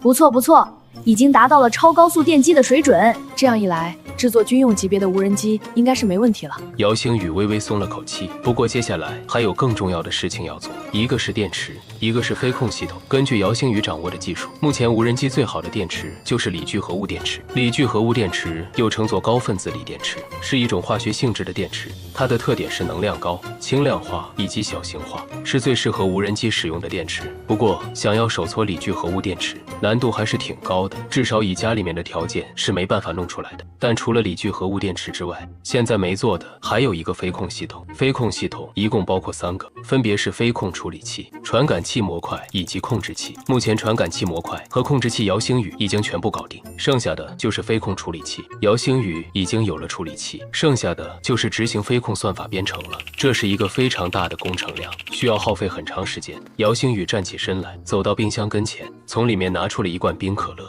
咕嘟咕嘟灌了2口之后，便正式的进入了工作状态。姚家村某房间内，看着监控屏幕当中正在埋头工作的姚星宇，刘书恒将一份盒饭递给了正在监视的同事。几个小时了？一旁的同事看了一眼手表，7个小时了。一动没动，就这么一直坐在电脑边上。听到这话，刘书恒不由得露出几分震惊。按理说，姚星宇这个年纪的小孩就是活泼好动的时候，可这小子偏偏和常人不一样啊！一坐就能坐几个小时，甚至比成年人还要有耐心。可刘书恒从小看着姚星宇长大，看着他熬夜有一些心疼。这小小年纪就这么熬夜啊，可不行啊！你说这小子到底在搞什么？看起来好像是一种新式的遥控飞机。遥控飞机到底是个孩子。行了，后半夜的监控交给我了，你去休息吧。没事，我吃2口之后陪你一会儿。反正这几天一直在这执勤，回头去了县城里条件就好了。也是。刘书恒打开盒饭，一边吃一边看着监控。没想到这小子还可以啊，连遥控飞机都是自己做，比我那儿子强太多了。一听这话，旁边的同事也来了兴趣，连忙说道：对了，我儿子就在武安县一小，一直嚷嚷着说要让我给他报个航模兴趣班。妈的，外面的兴趣班1年就要3000块，真特么贵。你儿子报了没有？没有，他不愿意。什么情况？这种兴趣班哪个孩子会不愿意啊？主要是我不愿意，他要是愿意，得问问我的七匹狼愿不愿意。嚯，还得是你啊！刘书恒笑了笑，打开红牛灌了一口。老话说得好，棍棒底下出孝子，孩子不听话，那一定是打少了。你呀，孩子现在正是培养兴趣的时候，你这么老打不合适呀。关键是我钱包也不合适呀，你说咋办？我觉得你不如让他帮忙给弄一个。唉，算了吧，人家现在那可是为国家服务的，我家那熊孩子不配。同事苦笑一声，直接就无语了。陪着刘书恒又盯了一会儿之后，同事这才离开。刘书恒脚搭在桌子上，此时此刻的姚星宇依旧在家里面进行飞控系统的编程工作。虽然很困，但他依旧没有停下来的意思，因为接下来搬家需要用到至少2天的时间，到时还得安排新学校以及各种乱七八糟的事情，到时根本就没有时间进行编程，所以他必须得利用好这2天的时间。手指在键盘上不停地挥舞着，屏幕上出现一条又一条的代码。2天的时间，姚星宇除了吃饭上厕所之外，全部都泡在房间里撸代码。同村的小伙伴都以为他疯了，父母忙着工作也没时间管，妹妹基本上都是与动画片作伴。就这样，2天的时间过去了，姚星宇终于是完成了飞控系统的代码。看着自己的工作成果，他稚嫩的脸上露出了满足的笑容。总算是搞定了。于是他赶紧地将代码给输到了无人机系统之中，只不过目前还缺少锂聚合物电池。但为了测试无人机的飞控系统，姚星宇直接找了一块其他的电池来替代。电池装好，姚星宇按下开关，无人机旋翼迅速旋转起来。接着，姚星宇操纵手柄，无人机缓缓地飞了起来。先是进行了一些最基础的上下左右移动，随后就是难度稍高一点的翻转以及过障碍物。飞控系统完美地发挥了性能，无人机轻轻松松地完成了所有的挑战。接着，姚星宇又操纵着无人机飞出窗外，然后在村子里绕行一圈，最后又在树林里进行了一些穿越动作，直到将所有电池全部用光。姚星宇这才满意地收回无人机。这时，外面传来了一阵敲门声，几个搬家公司的员工便开始了搬家工作。武安县光明小区出租房内，明亮的吊灯下，一桌丰盛的晚餐散发着诱人的香气，红烧排骨、清蒸鲈鱼、蒜蓉粉丝虾等各种美食摆了整整一大桌。姚萌萌趴在桌上，口水都要滴下来了。田秀擦了擦手，笑着招呼全家人入座，还不忘直接拿起一根鸡腿塞到女儿的手中。小馋猫，来，儿子，这次还得感谢你啊，要不是因为你，咱们也不可能搬到这里来。一旁的姚振也是连连点头，嘴角的笑容压都压不住。他随手打开了一罐冰可乐，递给姚星宇。儿子，你是好样的，爸爸以你为荣。经过这段时间的了解，他终于明白了，自家儿子那可不是什么熊孩子，实际上是一个非常厉害的小天才。而面对父母的突然关心，姚星宇多少也有些不适应，接过鸡腿和可乐，咧嘴笑道：“今天是咱搬新家的日子，干嘛老盯着我说呀？”姚振哈哈一笑，然后举起啤酒说道：“来，老婆，星宇萌萌，咱们一起碰个杯，祝咱们乔迁新居。”哪是什么乔迁新居，咱们新居还在建设呢，咱们这顶多算是个临时落脚点。嗨，不管怎么说，总算是个新的住处。来，干杯！干一杯！所有人都笑得合不拢嘴。虽然是个二手房，但家具还有装修都是刚弄不久，房子宽敞明亮，比村里的老屋舒服了许多。一家人其乐融融地聊着现在，又幻想着未来。不知不觉中，大家就已经吃饱了。姚星宇扒拉着碗里的饭，脑子里却盘算着另外一件事情：新型电池该去哪里弄？毕竟想要手搓新型锂聚合物电池，是需要一个实验室的。而山里面自己组建核反应堆的实验室已经被全部搬走，现在在这个新家里，可没有这么大的房间给自己做实验室。想到这儿，他不由抬起头来看向姚振。爸，武安县这边有没有科学园？姚振一愣，随即想了想，有，不过你问这个干什么？没事儿，就是想去看看。这个时候，一旁的田秀忽然开口说道：“我倒是听说，最近好像就在那科学园的园区里，有一个中小学生的航模展。新宇，你是对这个感兴趣吧？”听闻此话，姚星宇顿时眨了眨眼。都说母子连心，老妈把自己的理由都给想好了，他当即点头。对，就是因为这个。姚振则是稍稍犹豫了片刻。行，回头我给你打听打听。不过明天正式开学，你得老老实实去上课，不能再像之前在村子那样3天2头的旷课了。听懂了没有？没问题。姚星宇回答得非常痛快，已经迫不及待地想要前往那科技园区了。众人吃饱喝足，大家又坐在沙发上闲聊了一会儿，才各自回房休息。第二天天微微亮，姚星宇便被急促的敲门声惊醒。都几点了？快起床，准备去上学了。姚星宇闭着眼睛从床上爬起来。昨天晚上一直在完善着自己的无人机飞控系统，睡得很晚，简单的洗漱了一番，吃了个荷包蛋，又喝了杯牛奶，吃了2片面包。姚星宇便背上书包，直奔武安县第一小学。刚一进校门，学校里的老师们便一个个露出满脸笑容，欢迎他们这些新学生的到来。新学生们一个个好奇地打量着新学校，露出震惊的表情，而那些校园里的学生们则是好奇地打量着他们，眼神里却透露出了几分骄傲。这些都是农村的孩子，听说他们教育质量很差的。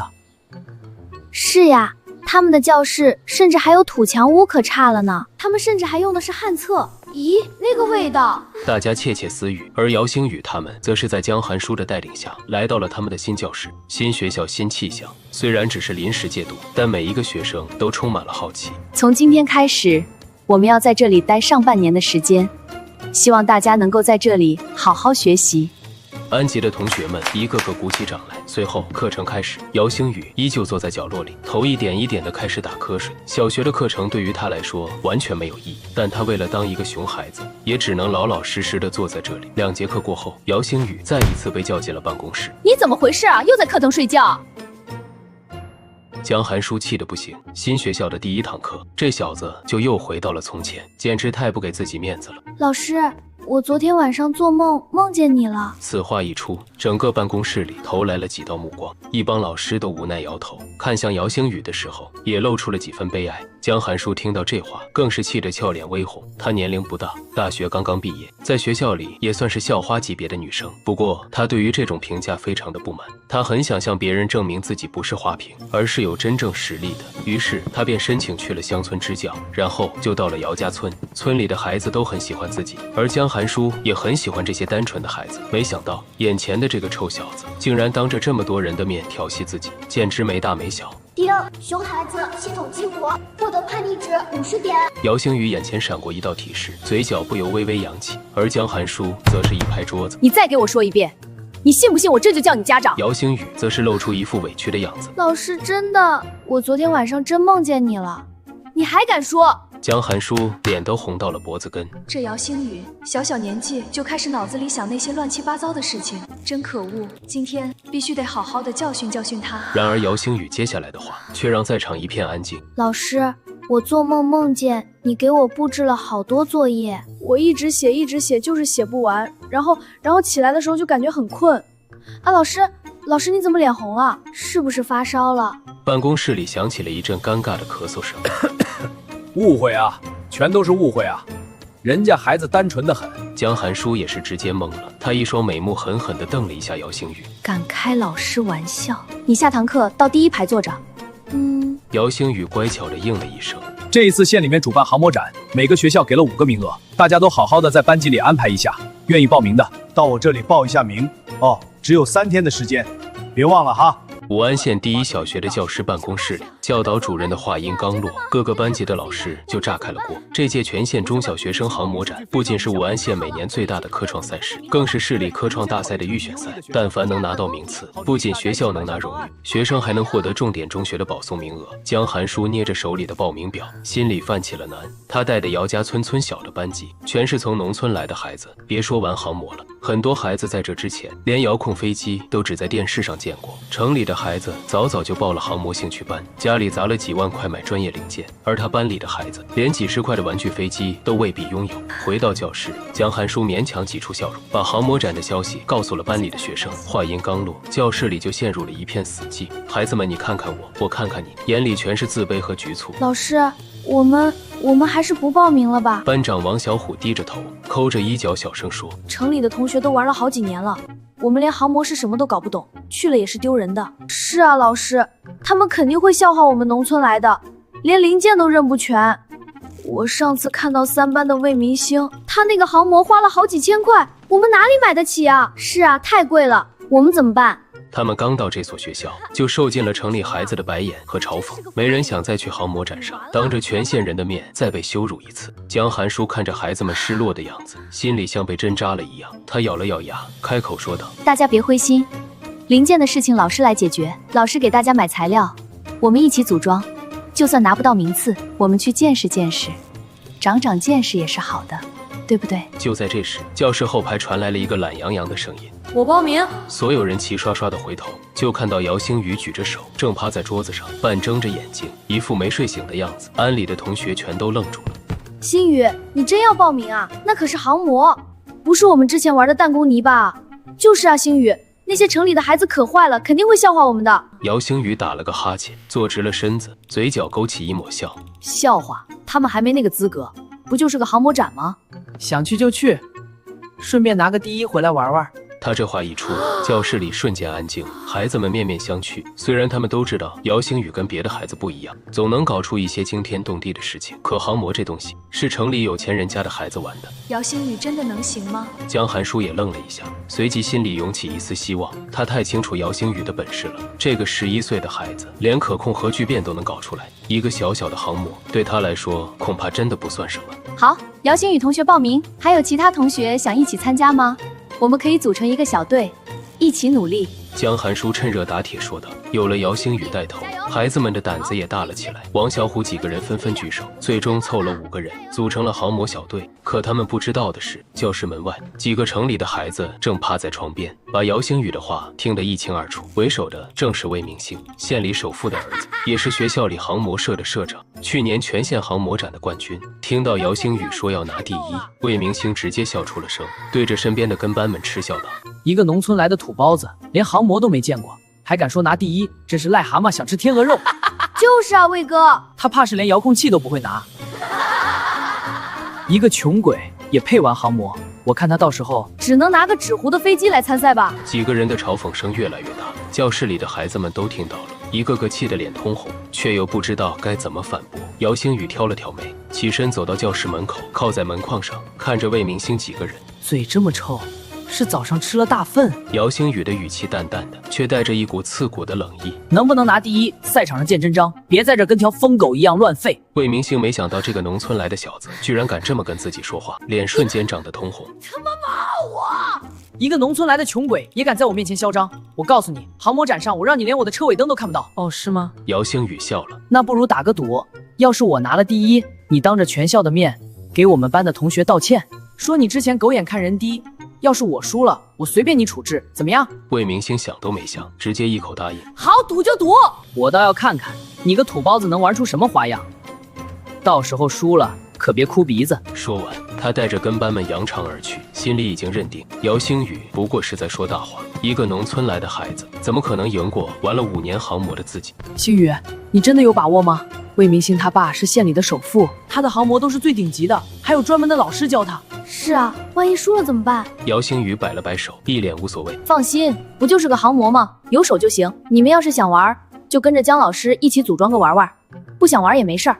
冠军我拿定了。他心里早就有了盘算，正好无人机技术刚刚研发完成，这次的航模展就是个完美的熊孩子搞事现场，不仅能狠狠打这些嘲讽者的脸，还能赚一波系统积分，顺便让国家看看自己的无人机技术到底有多强。放学之后，江寒书立刻自掏腰包，去电子市场买了好几套航模零件，还有各种工具，拉着姚星宇和几个孩子在临时的教室里开始组装。可孩子们从来没接触过这些东西，对着密密麻麻的零件和图纸根本无从下手。接连2天，孩子们组装出来的航模试飞了10几次，每次刚飞起来就直接中，最后一次连电机都直接烧了，零件摔得七零八落。看着满地的碎片，孩子们的眼睛都红了，一个个垂头丧气，连话都不想说。江寒书也急得团团转，他一个文科老师，对这些机械电子的东西也是一窍不通，根本帮不上忙。就在所有人都快要放弃的时候，都别打拉着脸了，不就是个航模吗？看给你们愁的。姚星宇把怀里的零件往桌子上一放，来看看我给你们拼个能飞的。孩子们都愣住了，看着桌子上那些摔坏的零件，缠满胶带的电线，还有不知道从哪里拆下来的旧电机，一个个满脸疑惑。星宇，这些都是摔坏的废品啊，能用吗？就是啊，这些东西都坏了，怎么拼航模啊？姚星宇没说话，只是拿起螺丝刀和焊枪，手指飞快地动了起来。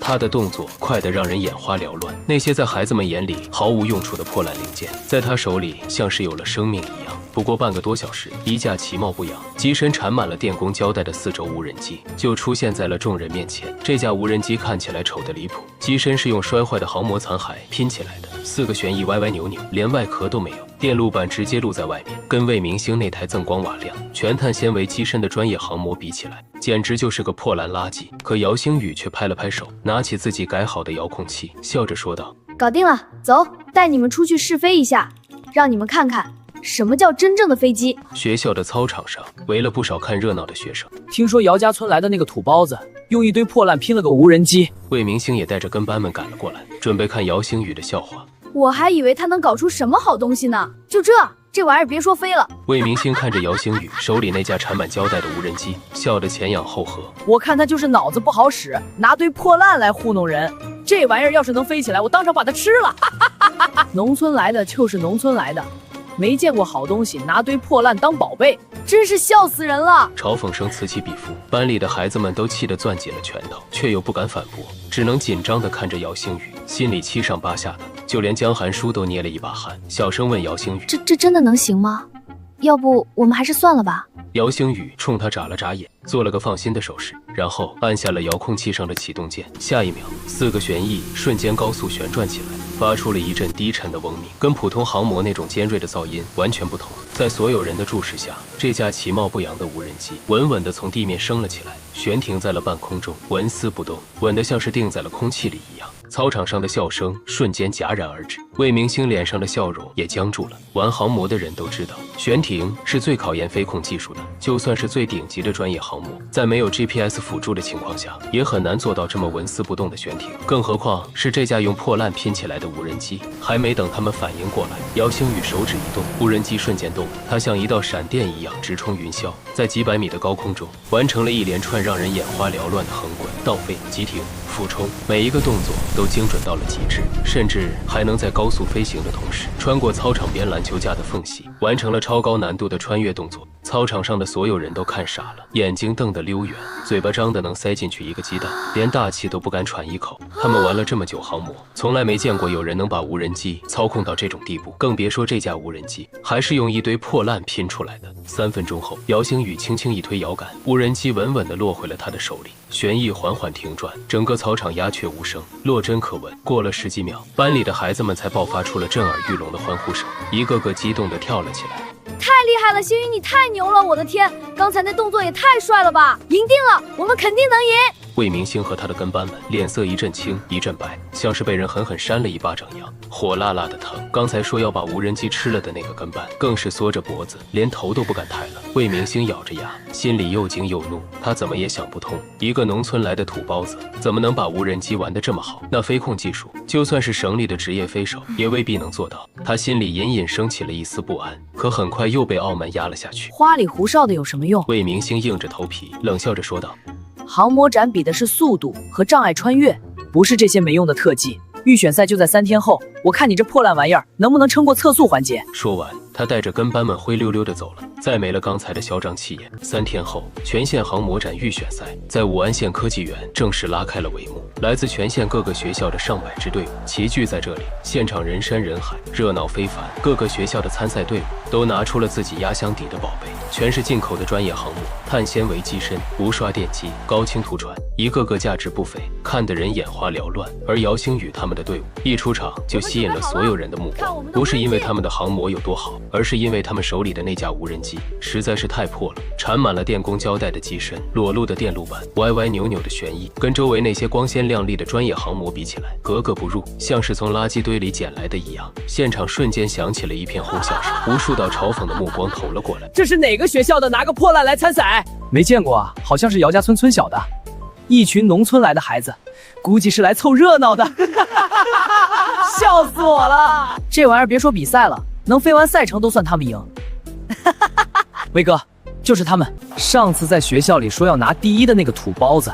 魏明星站在不远处，看着姚星宇他们，嘴角勾起一抹不屑的笑。他今天带来了全新的进口竞速航模，光是机身就花了2万多，是目前国内能买到的最顶级的竞速机型。在县里的预选赛上根本没有对手，很快就轮到了竞速赛环节。预选赛的规则很简单，绕着固定的赛道飞3圈，用时最短的前20名晋级决赛。前面的参赛队伍一个个上场，最好的成绩是魏明星飞出来的12秒37。现场响起了一片掌声，魏明星也得意地扬起了下巴，对着姚星宇的方向投来了一个挑衅的眼神。终于轮到了姚星宇他们的队伍上场，主持人看着报名表，又看了看姚星宇手里的破烂无人机，忍不住皱了皱眉，好心提醒道：“小朋友，你们确定要用这架无人机参赛吗？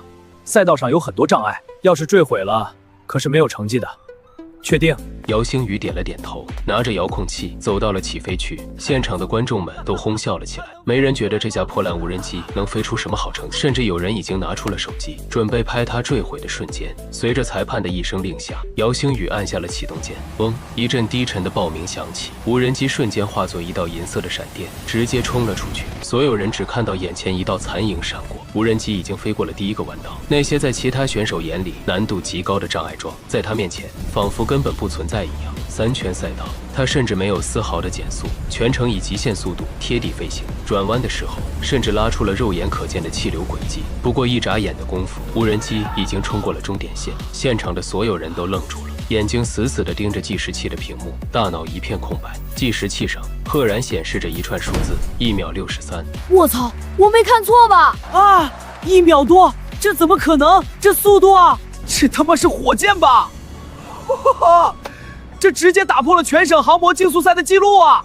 不对，这是全国纪录啊！现场彻底炸开了锅，观众们全都站了起来，想要看清楚那架创造了奇迹的无人机。裁判们也全都傻了，反复核对了计时器和监控，确认成绩没有任何问题。一个个面面相觑，眼里全是难以置信。魏明星站在原地，像是被雷劈了一样，浑身僵硬，脸上的得意和嚣张荡然无存，只剩下了满脸的惊恐和不敢置信。他引以为傲的顶级航模，在姚星宇的破烂无人机面前，连提鞋都不配。他怎么也想不通，这世界上怎么会有这么快的航模？这已经超出了他对航模的所有认知。姚星宇放下遥控器，对着班里激动得快要哭出来的孩子们笑了笑。对他来说，这不过是小儿科而已。他给这架无人机装的是自己研发的超高速无刷电机，还有最顶级的飞控算法。别说这种小儿科的赛道，就算是职业级的无人机竞速赛，他也能轻松碾压。预选赛毫无悬念，姚星宇以断层第一的成绩晋级了决赛，而他的名字也在当天传遍了整个科技园。所有人都知道，有个11岁的农村孩子用一堆破烂拼出来的无人机飞出了打破全国纪录的成绩，可没人知道这场预选赛不过是姚星宇的开胃小菜而已，真正的好戏还在决赛等着所有人。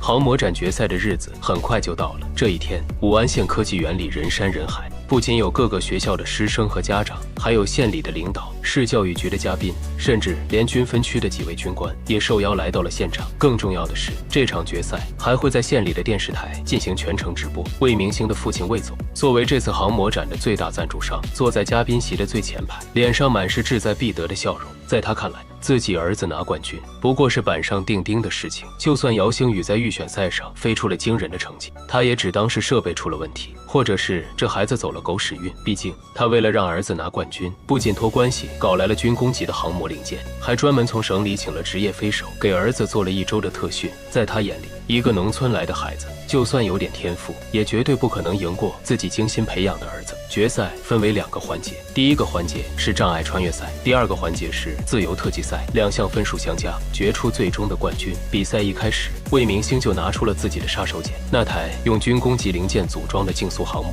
在障碍穿越赛中，他飞出了全场第2的好成绩，仅次于姚星宇。虽然还是比不过姚星宇，但差距已经比预选赛小了很多，这让他心里重新燃起了希望。他心里很清楚，自由特技赛才是他真正的机会。他准备了一套超高难度的特技动作，是职业飞手教给他的，就算是在省级比赛里也能拿到高分。而姚星宇的无人机虽然速度快，但是特技动作可不是光靠速度就能赢的。终于轮到了自由特技赛的最后一轮，魏明星最后一个上场，他操控着自己的航模，在空中完成了一连串高难度的特技动作，引来现场观众的阵阵掌声。最终，裁判给出了全场最高的98分，暂时排在了第1位。走下赛场的时候，魏明星得意地看向姚星宇，做了个抹脖子的手势。在他看来，冠军已经是自己的囊中之物了。姚星宇就算速度再快，也不可能在特技赛上拿到比他更高的分数。班里的孩子们都紧张了起来，围着姚星宇，小声地给他加油。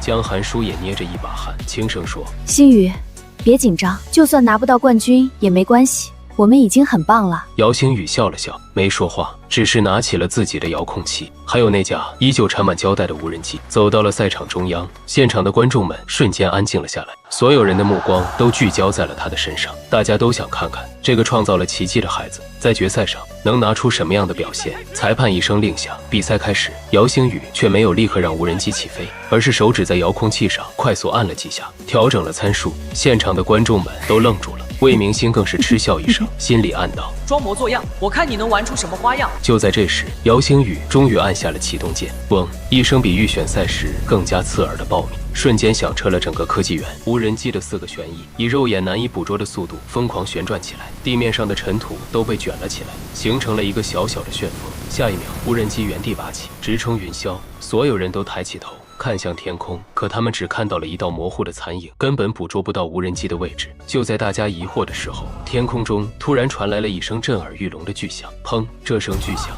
像是惊雷一样，炸响在整个科技园的上空，所有人都被吓了一跳。嘉宾席上的领导们也都愣住了，军分区的几位军官瞬间脸色大变，猛地站了起来。他们太熟悉这个声音了，这是音爆，物体突破音速的时候才会产生的音爆。就在他们震惊的瞬间，天空中出现了一团白色的锥形音爆云，在阳光下格外显眼。而那架无人机正以1.5马赫的速度在天空中完成了一个又一个匪夷所思的极限机动，高速横滚、垂直爬升、普加乔夫眼镜蛇机动、落叶飘，这些只有在顶级战斗机上才能看到的超机动动作，被这架小小的无人机完美的演绎了出来。现场的所有人全都傻了，观众们张大了嘴巴，手里的东西掉在地上都浑然不觉，裁判们手里的打分板直接掉在了地上，眼睛瞪得像铜铃一样，大脑一片空白。魏明星站在赛场边，浑身抖得像筛糠一样，脸上血色尽失。他引以为傲的特技动作，在姚星宇的操作面前，连幼儿园的涂鸦都不如。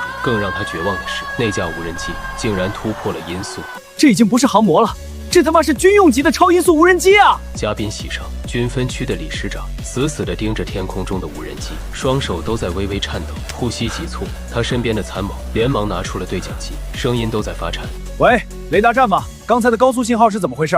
对讲机里传来了雷达站士兵惊慌失措的声音。报告师长，我们刚才捕捉到了一个1.5马赫的高速信号，就在科学园上空。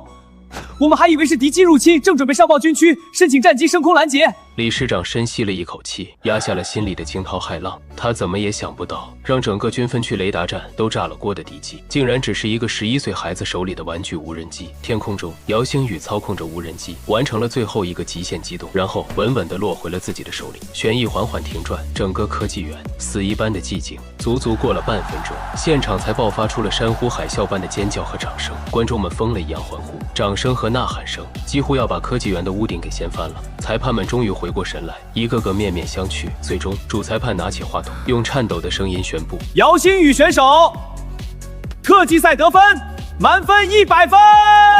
班里的孩子们疯了一样冲了上去，把姚星宇团团围住，举了起来，抛向了空中。江寒书站在一旁，看着眼前的一幕，眼泪忍不住流了下来，又哭又笑。魏明星瘫坐在地上，面如死灰。他输了，输得彻彻底底，连一点还手的余地都没有。他父亲魏总坐在嘉宾席上，脸色铁青，一句话都说不出来。他终于明白，自己引以为傲的财富和资源，在这个11岁的孩子面前，简直就是个笑话。而此时的姚星宇看着脑海里跳出来的系统提示，嘴角的笑容更浓了。丁航模展超音速飞行表演引发大规模轰动，鉴定为顶级熊孩子行为，奖励积分1000点。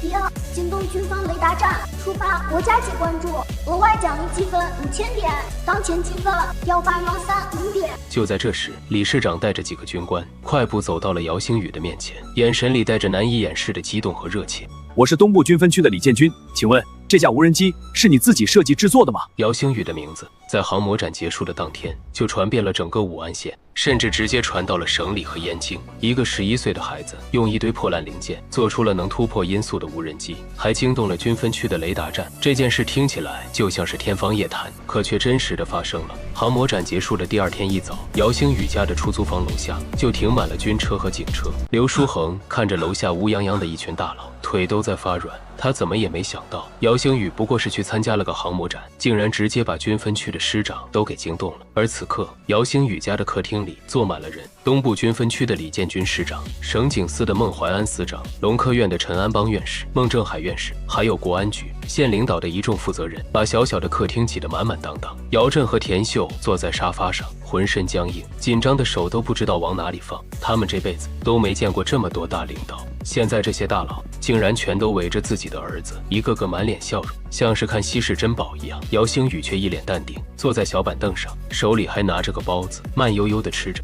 星宇小朋友，昨天在航模展上的那架无人机，真的是你一个人完全独立设计制作的。李建军率先开口，语气里带着难以掩饰的急切。他昨天回去之后，就立刻让技术部门反复看了几10遍航模展的直播录像。技术部门的专家给出的结论是，这架无人机的飞控技术、动力系统、气动布局，至少领先了目前全球最顶尖的军用无人机技术整整20年。现在鹰将最先进的捕食者无人机，最大飞行速度也不过每小时482公里，连音速都达不到。而姚星宇手里的那架小小的无人机，竟然能飞到1.5马赫，也就是每小时1836公里，还能完成各种超机动动作，这简直就是跨时代的技术碾压。如果龙国的军用无人机能用上这项技术，那在未来的战场上将会拥有绝对的制空权。姚星宇啃完包子，擦了擦嘴。是啊，就是我自己做的，零件都是用航模摔坏的废料拼的，没什么难的。他这话一出，客厅里的所有人都倒吸了一口凉气。用废料拼出来的无人机就能领先全球20年，那要是给他最好的材料和设备，他能做出什么东西来？陈安邦院士激动的脸都红了。好小子，真是好小子，我就知道你是个天才。没想到你不光在核物理上是顶尖的，在无人机领域也有这么深的造诣。孟正海也连忙点头，看着姚星宇的眼神，像是在看一个行走的国宝。星宇啊，你这无人机的全套技术图纸能不能给我们龙科院看看？你放心，国家绝对不会亏待你的。你要什么条件尽管提，只要我们能做到的，绝对满足你。姚星宇笑了笑，图纸当然可以给你们，不过我有几个条件。别说几个，几百个我们都答应。李建军立刻说道。第一，图纸我可以给你们，但是技术专利必须在我个人名下，不能随便外传。第二，我要一个专属的实验室，所有的材料和设备都要按照我的要求来准备，任何人不能干涉我的研究。第三，我还是个小学生，我要正常上学，你们不能把我弄到燕京去关起来搞研究，也不能打扰我的正常生活。保护可以，别像之前那样找个煎饼摊老板当卧底，演技太差了。姚星宇的话刚说完，刘书恒站在门口，脸瞬间红了，尴尬的挠了挠头。客厅里的大佬们也都忍不住笑了起来，连忙点头答应。这3个条件我们全都答应。李建军当场拍板，实验室我马上让人给你建，就在武安县，按照国家级最高标准来建。所有材料设备你列个清单，我们3天之内全部给你备齐。专利的事情你放心，所有技术的专利权都归你个人所有，绝对不会外传。上学的事情更没问题，你想在哪里上学就在哪里上学，绝对不打扰你的正常生活，也绝对不会再搞那些蹩脚的伪装了。姚星宇满意的点了点头，他要的就是这个效果。有了国家的全力支持，他想要什么材料和设备都能拿到，不用再自己偷偷摸摸的搞研发，还能继续当他的熊孩子，靠搞试专系统积分，简直是两全其美。当天下午，姚星宇就把全套的无人机技术图纸交给了李建军和陈安邦。这里面不仅有他航模展上那架超音速无人机的全套设计，还有更先进的隐身察打一体无人机、蜂群自杀式无人机、舰载垂直起降无人机的全套设计图纸，甚至还有专门为无人机研发的小型涡扇发动机技术。当李建军带着这些图纸回到军分区，让技术部门的专家们看完之后，整个军分区的技术部直接沸腾了。一群研究了10几年无人机的老专家看着图纸，一个个哭得像个孩子一样。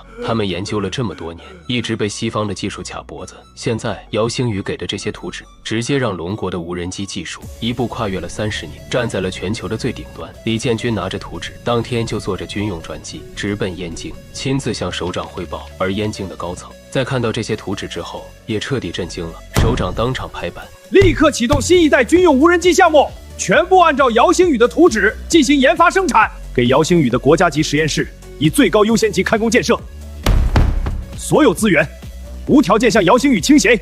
短短1周的时间，武安县就划出了一块地，专门用来建设姚星宇的实验室。无数的工程队日夜赶工，以最快的速度建设，各种顶级的设备和材料源源不断的从全国各地运到武安县。姚星宇也彻底火了，龙科院直接聘请他为终身荣誉院士，成为了龙国历史上最年轻的院士，年仅11岁。国家也给他颁发了1级英雄模范勋章，还有一笔高达5000万的特殊贡献奖金。姚家村的村民们这才知道，他们眼里那个天天闯祸的混世魔王姚星宇竟然是个这么厉害的天才。之前那些说姚星宇是坏孩子的村民，现在一个个都以他为荣，逢人就说姚星宇是他们姚家村走出来的。姚振和田秀也彻底放下了心，他们终于明白自己的儿子不是调皮捣蛋，而是真的在做天大的好事。县里也按照之前的承诺，给他们安排了更好的工作，一家人搬进了县里最好的小区，过上了之前想都不敢想的生活。姚萌萌也成了学校里的小名人，所有人都知道他有个超级厉害的哥哥哥，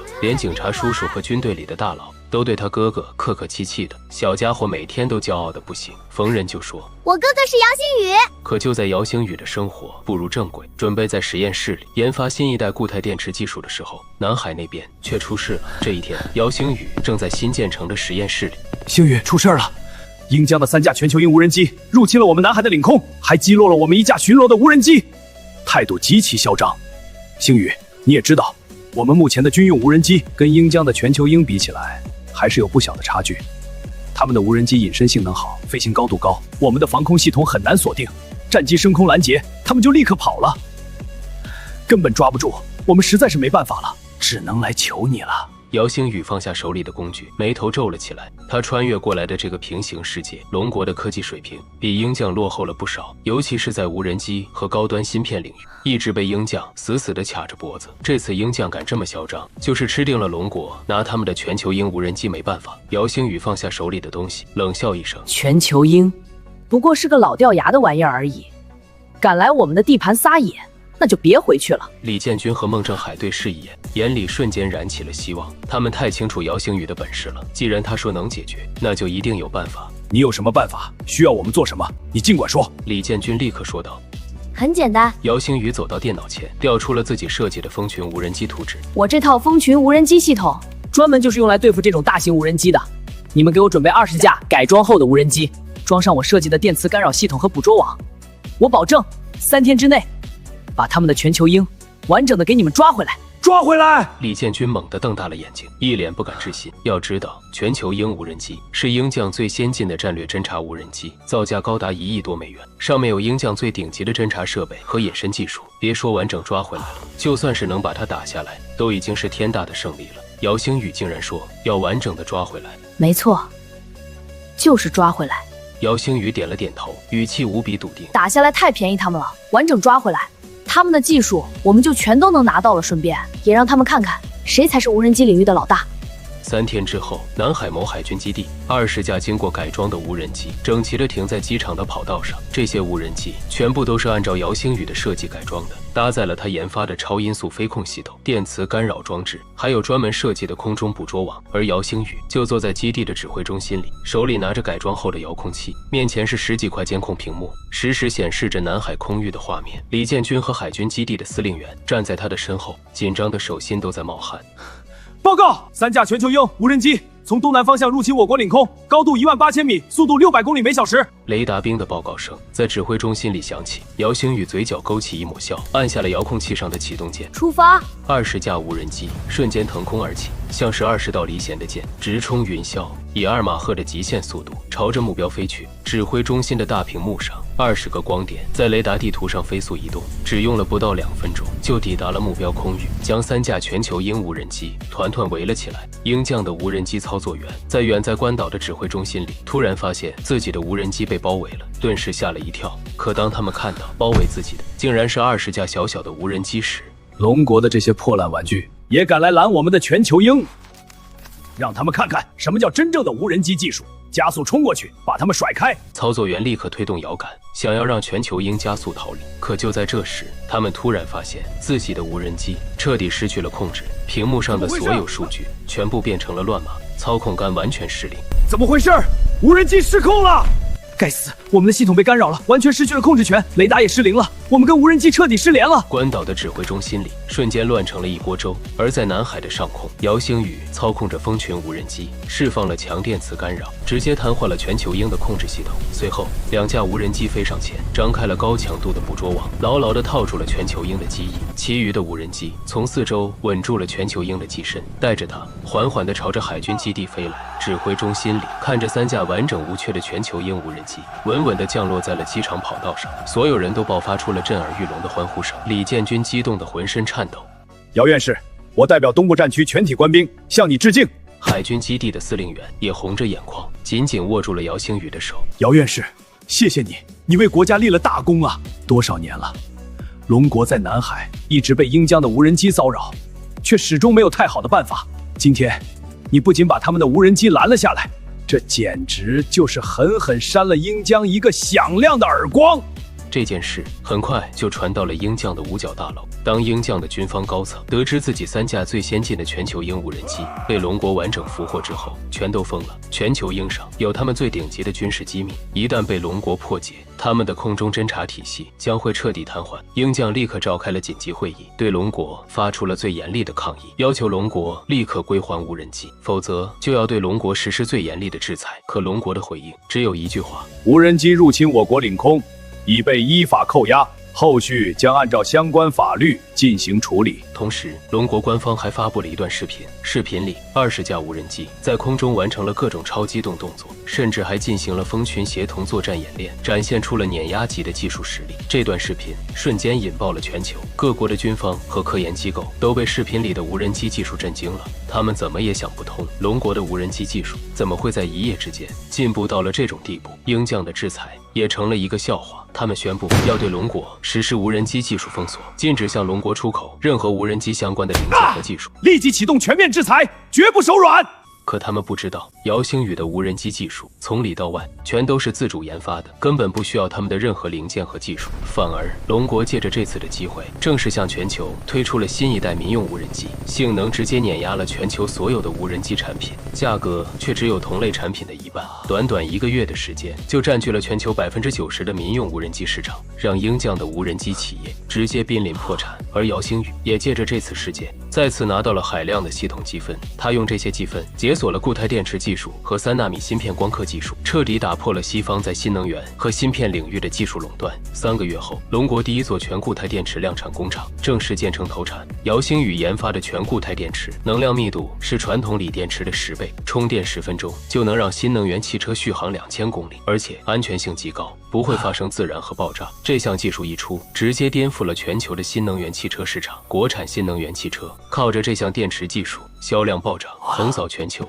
彻底终结了燃油车的时代。西方的汽车巨头股价暴跌，濒临破产，只能哭着求着龙国授权电池技术。龙国，请授权电池技术给我们，求你们了！紧接着，姚星宇又拿出了3纳米光刻机的全套技术图纸。半年之后，国内第一台完全自主研发的3纳米光刻机正式下线，一举打破了西方在光刻机领域长达几10年的垄断。龙国的芯片产业彻底实现了自主可控，再也不用被人卡脖子了。鹰将看着龙国一项又一项颠覆性的技术问世，彻底慌了。他们怎么也想不通，龙国的科技怎么会在短短1年的时间里进步得这么快？他们用尽了所有的办法，想要搞清楚这些技术到底是从哪里来的。最终，他们把目标锁定在了姚星宇的身上。鹰将的中情局很快就查清了所有事情的来龙去脉。龙国的可控核聚变技术、超音速无人机技术、固态电池技术、3纳米光刻机技术，所有这些颠覆性的技术源头都指向了同一个人，一个11岁的小学生姚星宇。当中情局的局长把这个结果汇报给总统，他是个疯子！总统直接拍着桌子骂他是个疯子。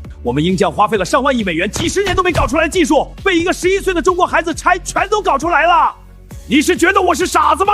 可当中情局把所有的调查资料都摆在总统面前的时候，总统彻底沉默了。所有的证据都表明，这些技术真的都来自于这个叫姚星宇的11岁孩子。总统的眼里露出了贪婪的光芒。一个11岁的孩子就能搞出这么多颠覆性的技术，这绝对是100年难遇的天才。如果能把这个孩子带到鹰将来，那未来的科技霸权依旧会牢牢地掌握在鹰将的手里。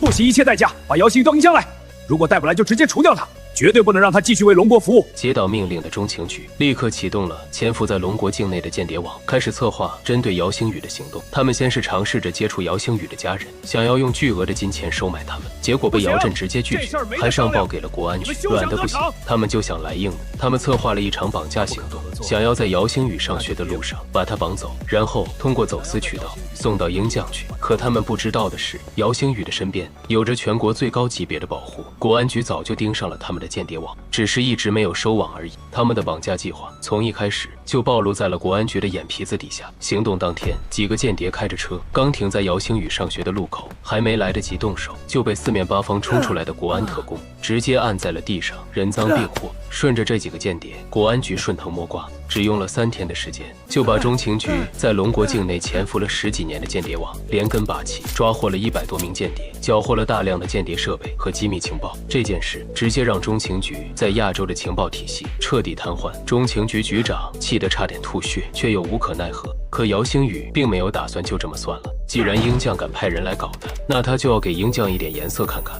他在自己的实验室里只用了2天的时间，就编写了一套病毒程序，通过之前抓获的间谍的通讯设备，反向入侵了中情局的内部数据库。中情局的防火墙在全球都算得上是顶级的，可在姚星宇面前却像是纸糊的一样，他轻轻松松的就绕过了所有的防护，进入了中情局最核心的数据库，把里面所有的机密文件全都下载了下来。这里面有鹰将在全球各国的间谍名单，有他们在海外的所有军事基地的部署图，有他们研发的各种武器装备的核心参数，还有他们策划的各种颠覆行动的详细计划。姚星宇把这些文件整理了一下，把那些鹰将在全球各国搞颠覆的证据匿名发给了各国的主流媒体。一夜之间，全球彻底炸锅了，各国的媒体纷纷曝光了鹰将在自己国家搞的间谍活动和颠覆计划。各国政府震怒，立刻开始抓捕国内的鹰将间谍，驱逐鹰将的外交官，跟鹰将彻底撕破了脸。联合国大会上，几10个国家联合起来，对鹰将提出了最严厉的抗议，要求鹰将给出一个合理的解释。鹰将的代表在大会上被各国代表骂得抬不起头，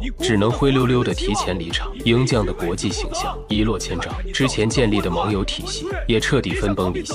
而这一切的始作俑者，不过是一个11岁的孩子。经此一役，再也没有任何国家敢打姚星宇的主意了。所有人都知道，这个11岁的孩子不仅是个科技天才，还是个顶级的黑客。谁要是敢惹他，绝对没有好果子吃。而姚星宇也借着这次事件，再次拿到了海量的系统积分。他用这些积分解锁了可控核聚变的完整商用技术，让龙国成为了全球第1个实现可控核聚变商用的国家。核聚变全面商用，能源霸权彻底瓦解。姚星宇在12岁生日的当天，向国家交出了可控核聚变的完整商用技术图纸。在此之前，龙国虽然已经有了姚星宇之前研发的微型可控核聚变反应堆，但是距离大规模商用还有很长的路要走。而姚星宇这次交出的图纸是完整的100万千瓦级商用核聚变发电站的全套设计，还有密补燃料的低成本提取技术，甚至还有核聚变废料的无害化处理技术。这套技术直接让可控核聚变发电从实验室走向了现实。国家收到图纸之后，立刻召开了最高级别的会议，首长当场拍板，立刻在全国范围内推进。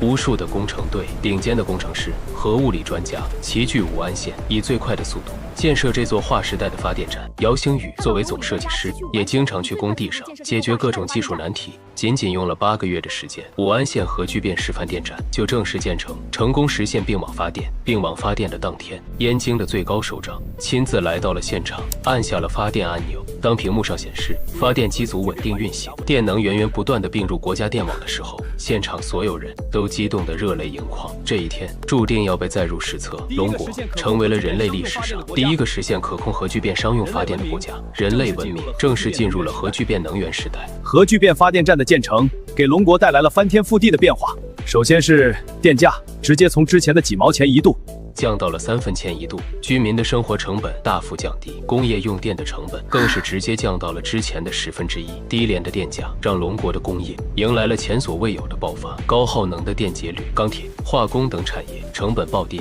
产品在全球市场上拥有了碾压级的价格优势，彻底垄断了全球的中高端制造业。同时，靠着近乎无限的廉价电能，龙国在全国范围内启动了大规模的绿化工程，用电力驱动的大型滴灌系统，把西北的沙漠一点点变成了绿洲，曾经漫天黄沙的戈壁滩变成了万亩良田，彻底解决了粮食安全问题。交通领域也迎来了彻底的变革，全国的高速公路和铁路沿线都建起了无线充电装置，新能源汽车和高铁实现了无限续航。海运领域，核聚变动力货轮取代了传统的燃油货轮，海运成本直接降到了之前的1/20。而靠着核聚变技术，龙国也彻底瓦解了西方的能源霸权。在此之前，全球的石油和天然气贸易都是用美元结算的，这是美元霸权的根基。而核聚变发电的普及，让石油和天然气彻底失去了战略能源的地位。全球各国纷纷开始用人民币进行贸易结算，美元霸权一夜之间土崩瓦解。中东的石油国家纷纷倒向了龙国，跟龙国签订了长期的合作协议，用石油资源换取龙国的核聚变技术授权。欧洲各国也放下了之前的傲慢，排着队来龙国访问，想要引进核聚变发电技术。就连鹰将也不得不放下身段，派出了最高规格的代表团来到龙国，想要跟龙国合作引进核聚变技术。毕竟龙国已经实现了核聚变商用，而他们的核聚变实验还停留在实验室阶段，连持续发电1分钟都做不到。如果再不引进技术，会彻底被时代淘汰。可在谈判桌上，龙国直接拒绝了鹰将的技术授权请求，原因很简单，鹰将之前对龙国实施了几十年的技术封锁，现在想要技术晚了。鹰将的代表团只能灰溜溜地回了国。国内的经济危机、能源危机愈演愈烈，曾经不可一世的全球霸主开始一步步走向衰落。而这一切的缔造者姚星宇，在核聚变发电站建成之后，并没有停下脚步，他用系统积分解锁了可控核聚变火箭技术。传统的化学燃料火箭推力有限，成本极高，根本无法实现大规模的星际航行。而核聚变火箭推力是化学火箭的几十倍，燃料成本几乎可以忽略不计，是星际航行的唯一选择。他要带着龙国走向星辰大海，世界震惊。姚星宇12岁这年，发生了一件轰动全球的大事。联合国举办了全球科技发展大会，邀请了全球各国的顶尖科学家，还有各国的元首齐聚纽约，共同探讨人类未来的科技发展方向。大会上，鹰将的总统率先上台发言。他在演讲中避而不谈鹰将的科技衰落，反而颠倒黑白，指责龙国搞技术垄断，不向全球公开核聚变和无人机技术，阻碍了人类科技的进步。他的话音刚落，台下的西方各国代表纷纷附和，对着龙国的代表指指点点，必须向全球公开所有的核心技术。龙国的代表刚想上台反驳，会场的大屏幕突然被接通了一个远程连线，画面里出现了一个稚气未脱的少年，正坐在实验室里，身上穿着校服，脸上还带着一点婴儿肥，正是12岁的姚星宇。整个会场瞬间安静了下来，所有人的目光都聚焦在了大屏幕上。鹰将的总统脸色瞬间沉了下来，质问道：“你是谁？谁让你接入大会直播的？”姚星宇靠在椅子上，嘴角勾起一抹淡淡的笑。我叫姚星宇，你嘴里说的核聚变技术、无人机技术、固态电池技术、光刻机技术，全都是我研发的。这句话一出，整个会场瞬间炸开了锅。在场的各国元首和顶尖科学家全都瞪大了眼睛，一脸不敢置信地看着屏幕里的少年。他们早就听说过姚星宇的名字，知道龙国的这些技术都来自于一个天才少年，可他们怎么也没想到，这个少年竟然只有12岁。不可能，绝对不可能！鹰将的总统失声喊道：“这些技术，就算是全球最顶尖的科学家团队，几十年都未必能研发出来。你一个12岁的孩子！”姚星宇嗤笑一声，没理会他的叫嚣，而是当着全球直播的镜头，拿起粉笔，在身后的黑板上开始书写可控核聚变的全新理论公式，还有星际航行用的核聚变火箭的推进原理。他的书写速度极快，一行行复杂的公式密密麻麻地铺满了黑板。会场里的那些顶尖物理学家一开始还满脸不屑，可看着看着，脸色越来越凝重，眼睛瞪得越来越大，身体都忍不住微微颤抖起来。这些公式完全颠覆了现有的物理理论，却又严丝合缝，逻辑完美，每一个参数都精准到了极致。别说是一个12岁的孩子，就算是全球最顶尖的物理学家，也不可能写得出来。半个多小时后，姚星宇放下粉笔，看着会场里目瞪口呆的众人，淡淡的说道：“刚才写的是核聚变火箭的基础理论，靠着这个技术，人类就能实现低成本的星际航行，登陆火星，甚至走出太阳系。但是我想问一句，当年你们对龙国实施技术封锁的时候，怎么不说技术共享？你们拿着顶尖的技术，到处发动战争，掠夺其他国家资源的时候，怎么不说技术共享？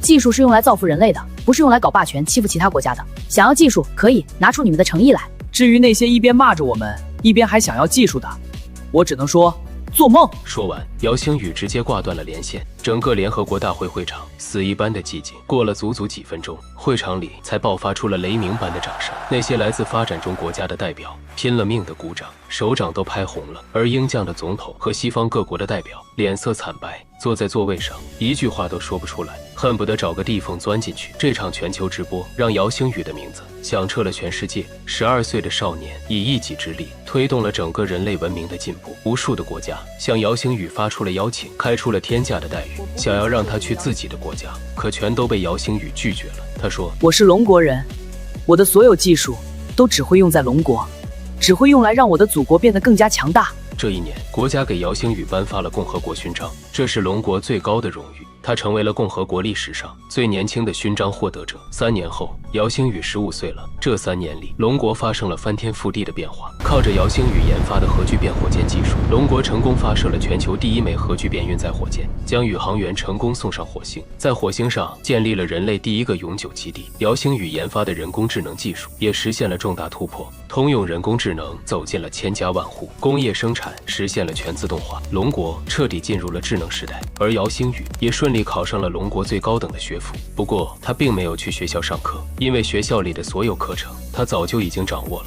他大部分的时间都待在自己的实验室里，继续研发新的技术。他的熊孩子强国系统也在他完成可控核聚变火箭研发之后，升级成了星际强国系统，解锁了更多的星际科技，比如曲率引擎、生态循环系统、星际通讯技术等等。这一天，姚星宇带着妹妹姚萌萌来到了文昌航天发射中心。今天是龙国第1艘星际载人飞船夸父号发射的日子。这艘飞船采用了姚星宇研发的核聚变推进系统，最高速度可以达到光速的1%，是人类历史上第1艘真正意义上的星际飞船。它的目标是飞出太阳系，探索更遥远的宇宙。发射塔下，这些看着姚星宇一路成长的长辈都站在他的身边，脸上满是骄傲和激动。星宇，夸父号能成功发射，你居功至伟啊！我这辈子最幸运的事情，就是在那个小山村里遇到了你这个天才。姚星宇笑了笑，看着远处整装待发的夸父号飞船，眼里满是向往。就在这时，系统的提示音在他的脑海里响了起来。研发核聚变星际飞船，推动人类进入星际航行时代，鉴定为史诗级强国行为，奖励积分100万点。曲率引擎技术已解锁。姚星宇的嘴角扬起了一抹灿烂的笑容，他看了一眼身边蹦蹦跳跳的姚萌萌，又看了一眼身边的众人，看着远处冉冉升起的朝阳，心里充满了期待。15岁的他已经站在了全球科技的顶端，可他的征途从来都不止于此，地球不过是起点而已。他的征途是星辰大海，未来他会带着龙国，带着人类文明飞向更遥远的宇宙，去探索宇宙的终极奥秘。而属于这个少年的传奇才刚刚开始。